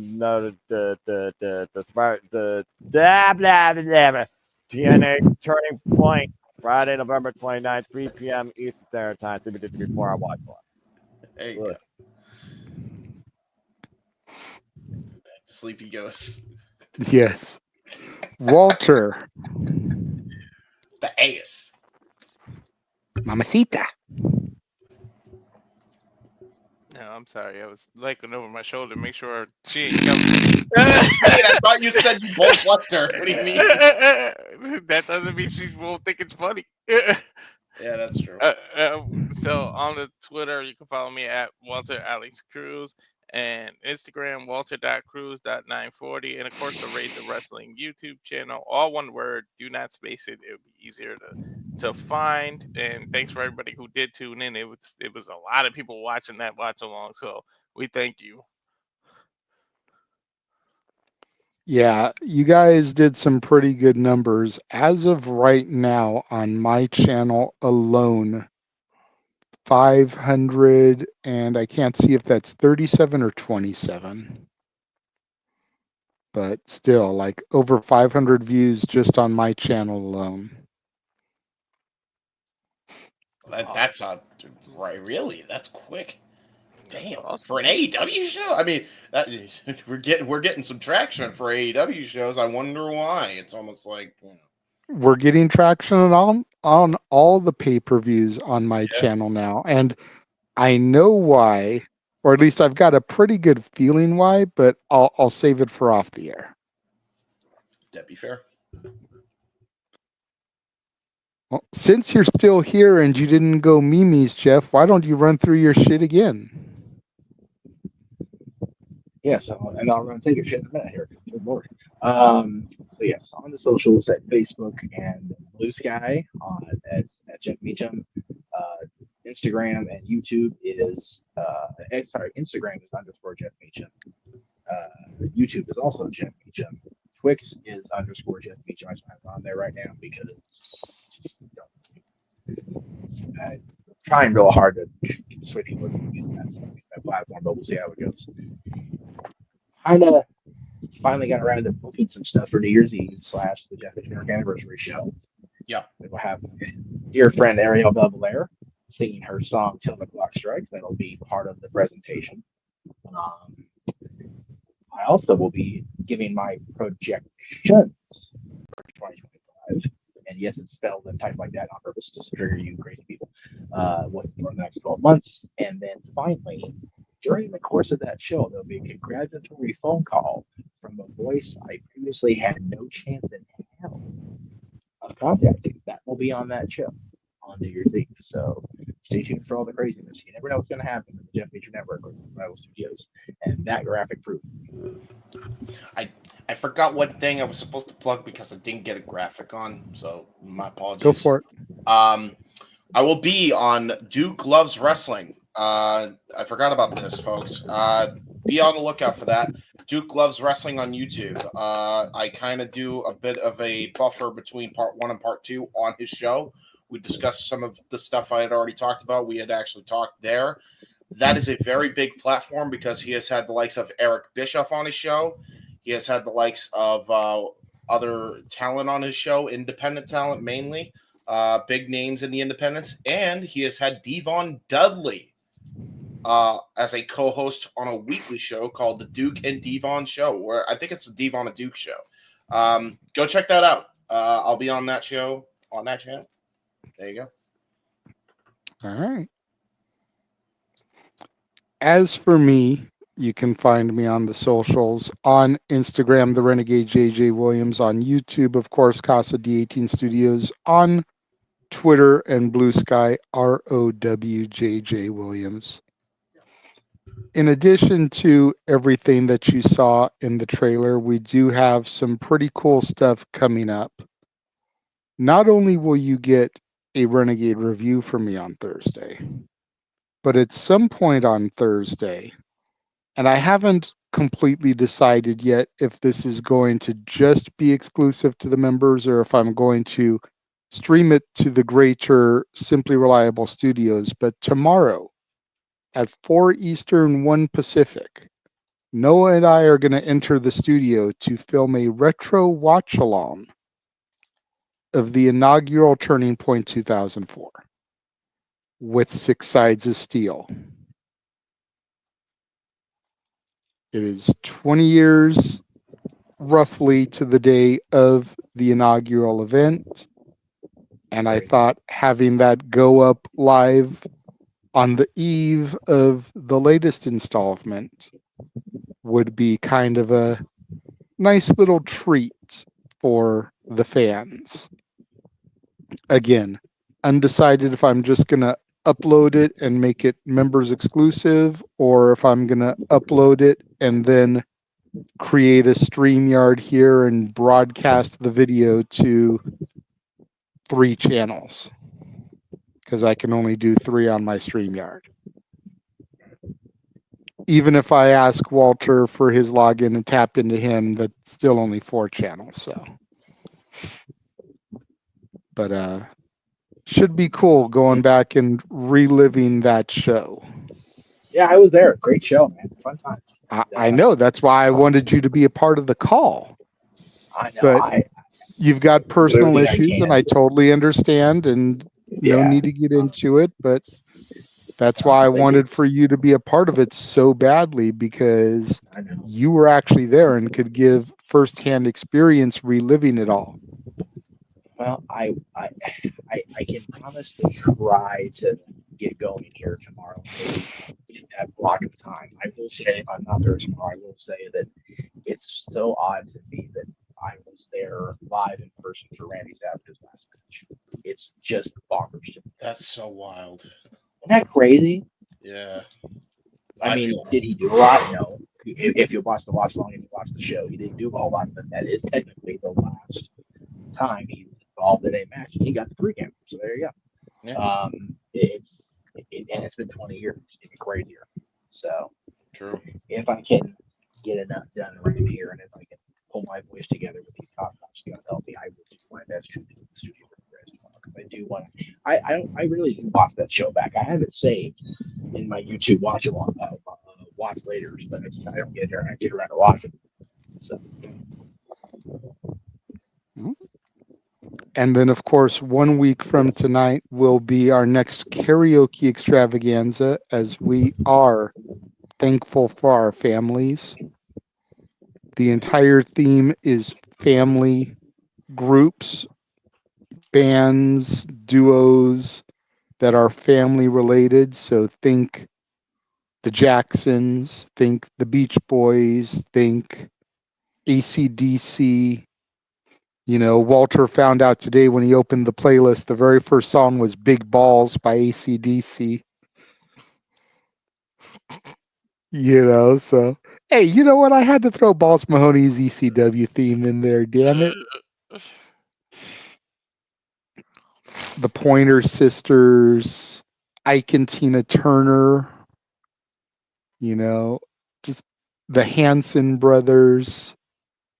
There's so much good stuff and so much, oh my God, what the hell, on the wheel that it should be a very fun evening for everybody, including Noah, you know, who will be here with his Switch in hand. We will do the normal, we'll spin the wheel to determine who's going to sing. Then we'll go to the song wheel, and it's a little bit structured differently because there's songs on there. And then the artists that have multiple songs, it just has like the artist name, and then it says see separate wheel. So like if the Beach Boys come up, then we go to a different wheel to spin to see which Beach Boy song gets sung. instead of having like 25 spots on the wheel that are different Beach Boy songs. Yeah, right. They have their own separate wheel. Any artist that has more than 5 songs has their own separate wheel. If they have less than 5, then those are scattered out on the wheel. But more than 5, they got a separate wheel to go to. And then, of course, next month will be our yearly tradition, the Christmas karaoke show. And I've been thinking about this one, and I think we're going to do this one completely different than we have in the past. For the Christmas show, it's just going to be our names on the wheel. And if our name comes up, we get to pick which Christmas song we want to sing. Rather than going to a separate wheel and maybe having to sing something that we're not insanely huge fans of, or some obscure Christmas song that you've never heard before, even though I've got arguably the most extensive Christmas playlist that there is with a shit ton of songs. Just pick which song you want to sing. I feel like that way we can convey our spirit a little bit more, because you're going to pick a song you're passionate about and a song that you actually enjoy. I saw Jeff start to raise his hand. What's up, Jeff? I only Jesus Christ. I only have one request. If somebody wants to sing Last Christmas and their audio can be heard throughout the network here, go on and sing. I am determined to make it 2 years in a row to survive when again, by God. That's all I ask. That's all I ask. You better not go to a Kings game. Oh, that's true. Shit. Well, if I get whammed there, then it is what it is. The karaoke show for freaking 3 weeks into the month, so it'll be what it will be. Emmanuel, you can always PayPal us in advance for spins or whatever that you would like to contribute to. You know all of the PayPals. You've pretty much got us all stored in your phones. Yes. So if you would like to donate and then just go back and watch, what came up as part of your donations, you can always do that if you're going to be preoccupied at your 20th class reunion, which, while I'm sure that makes you feel old, this year was my 30th reunion. My school never even did a damn reunion. I haven't been to a single one. Right. I have not been to a single one. They didn't organize the 10th year, and the 20th year was still during pandemic, so I didn't get to go. Maybe for 30. But,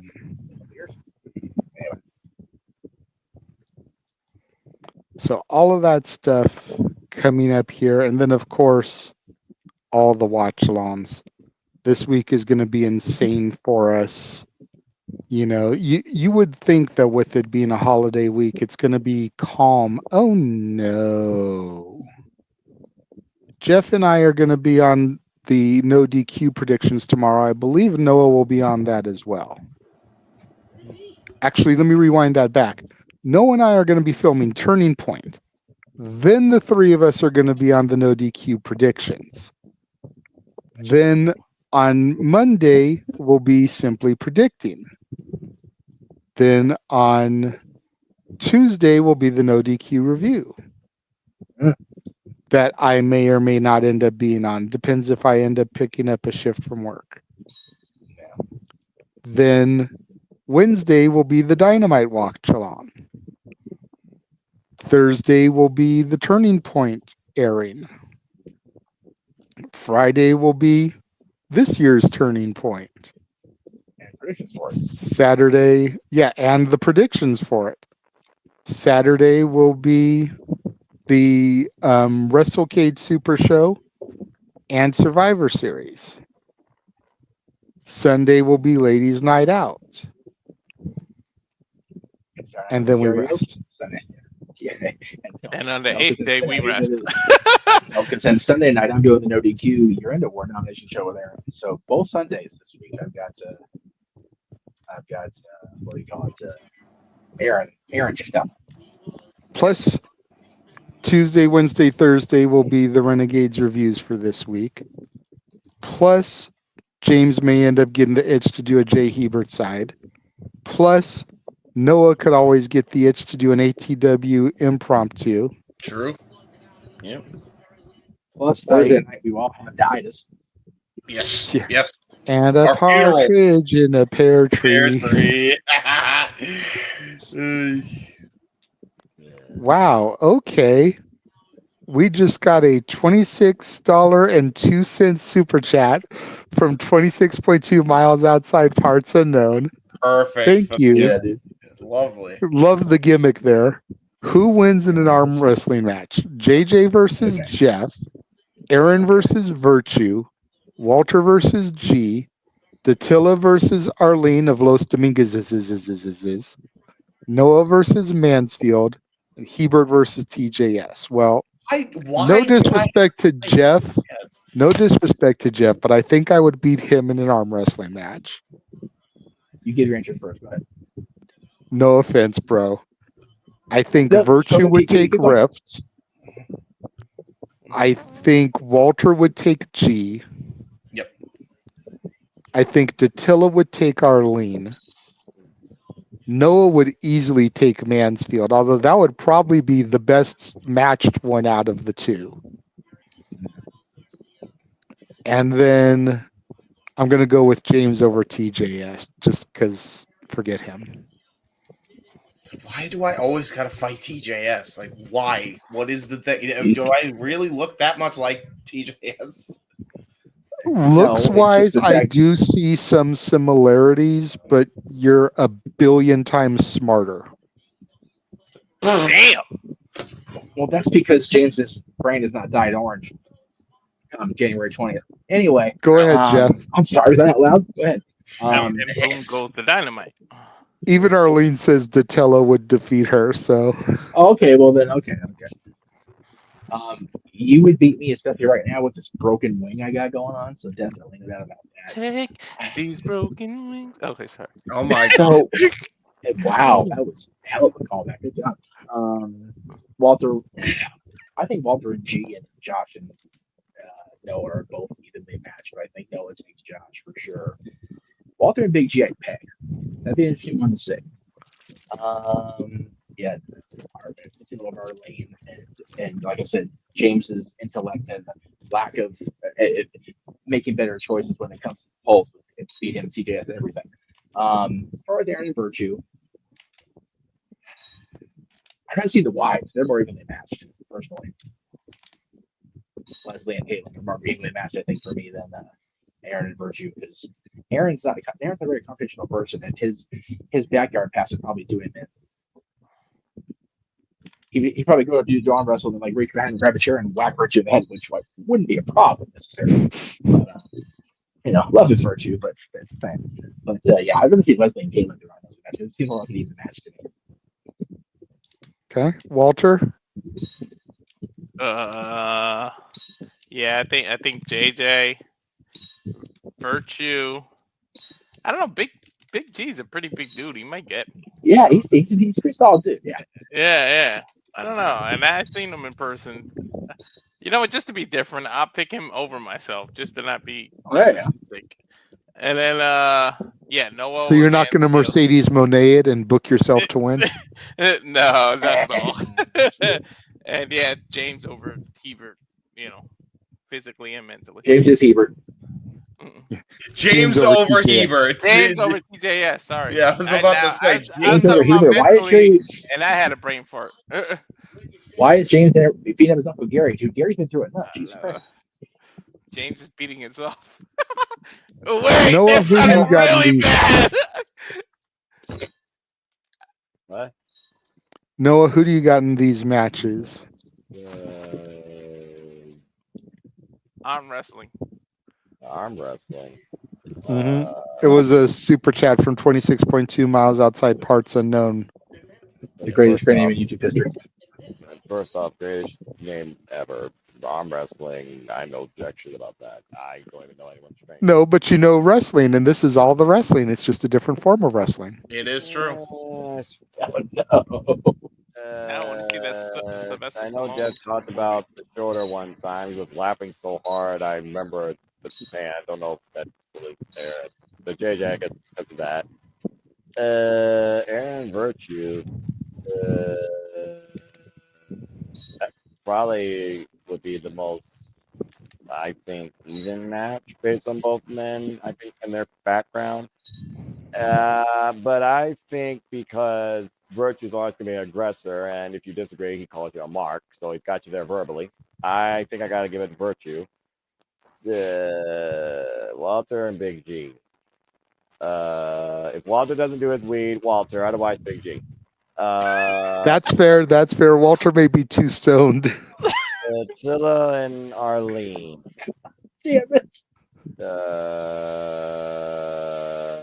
Again, I don't know about either of those two based on, well, again, Arlene, she's already mentally strong. God bless her, working in a hospital, saving lives, and God bless you, Arlene, for that. Attila, though, I mean, she loves Power Rangers, so, I mean, she always tries to be mighty. So that'd probably be a toss-up there, but I think probably because Arlene, based on her career, could probably handle a stressful situation and the stress that arm wrestling strains on an arm. I think Arlene would be more mentally focused. I'm going to go with Arlene on that one. And Ian Mansfield, I'm more brains than brawn. Mansfield, I think, would probably get the better of me because I know he probably has been more involved in physical activity. So I'll give it to the young man. Wow. James, because of everything you all just said. Don't even waste. So I love the fact that both Walter and Noah didn't Mercedes it and booked their opponents to beat them. Yeah, true. Yeah, there you go. All right, James, go ahead and bring this one home. I'm going to be taking part in this thing anyway because I don't. Yeah, I went against TJS. JJ, you beat Jeff. Aaron, Undisputed. Yeah, there you go. Virtue beats Aaron, I think. I feel like Virtue might have the strength advantage there. Walter definitely gets Big Baller G. Arlene against Attila. And Noah versus Mansfield for me, I think. I love how Noah called that whole thing and previewed a fucking wrestling card. I was gonna say he was more he was doing tail of the the tape. fucking show. Yeah. He was doing tail of the tape and shit over here. Right? I love it. Yeah, he told a story with it too. It was great. Anybody else on the want to air watch for Over 3 the Top hours. now? Yeah, me too. Me too. Right. So you and I need to ask Aaron tomorrow who would your name is Virtue, and then we need to ask Virtue on Tuesday. For real. Stir the pot, bro. Stir the pot. And yes, Walter, I'm totally down to watch Over the Top now. I actually reviewed that once upon a time because Terry Funk is in it. Yeah. Yes, I remember that. All right. Well, that just about wraps it up. Again, thank you very much to 26.2 miles outside parts unknown and to Emmanuel, for their super chats this evening. Thank you to the 16 of you that are still crazy enough to watch us right now. You know, it's past 3 a.m. on the East Coast, just past midnight here on the West Coast, and I did want to try to be off the air by midnight. I think we only ran over because of that final super chat, which I'm not mad at because who's going to scoff at $26.02? Especially when it's donated by 26.2 miles outside parts unknown. Like, seriously. He got his 2 cents in events now, so good for him. You know, thank you to everybody who joined us earlier today for the AEW watch along. For those of you that are part of the No DQ Galaxy, Jeff, Noah, and I will see you tomorrow on the Survivor Series predictions. And for the rest of you, we will see you come Monday for Simply Predicting Survivor Series. For the He-Man James Hebert. For the CP man with the spectacular voice, Noah Foster. For Mr. Reliable, Walter Cruz. For the man, the myth, the legend, the West Coast professor, Jeff Meacham, baby. I am the Renegade of Wrestling, JJ Williams. Thanking y'all for joining us this evening. And we will see you guys next week. Have a good night. Fuck Jake Paul.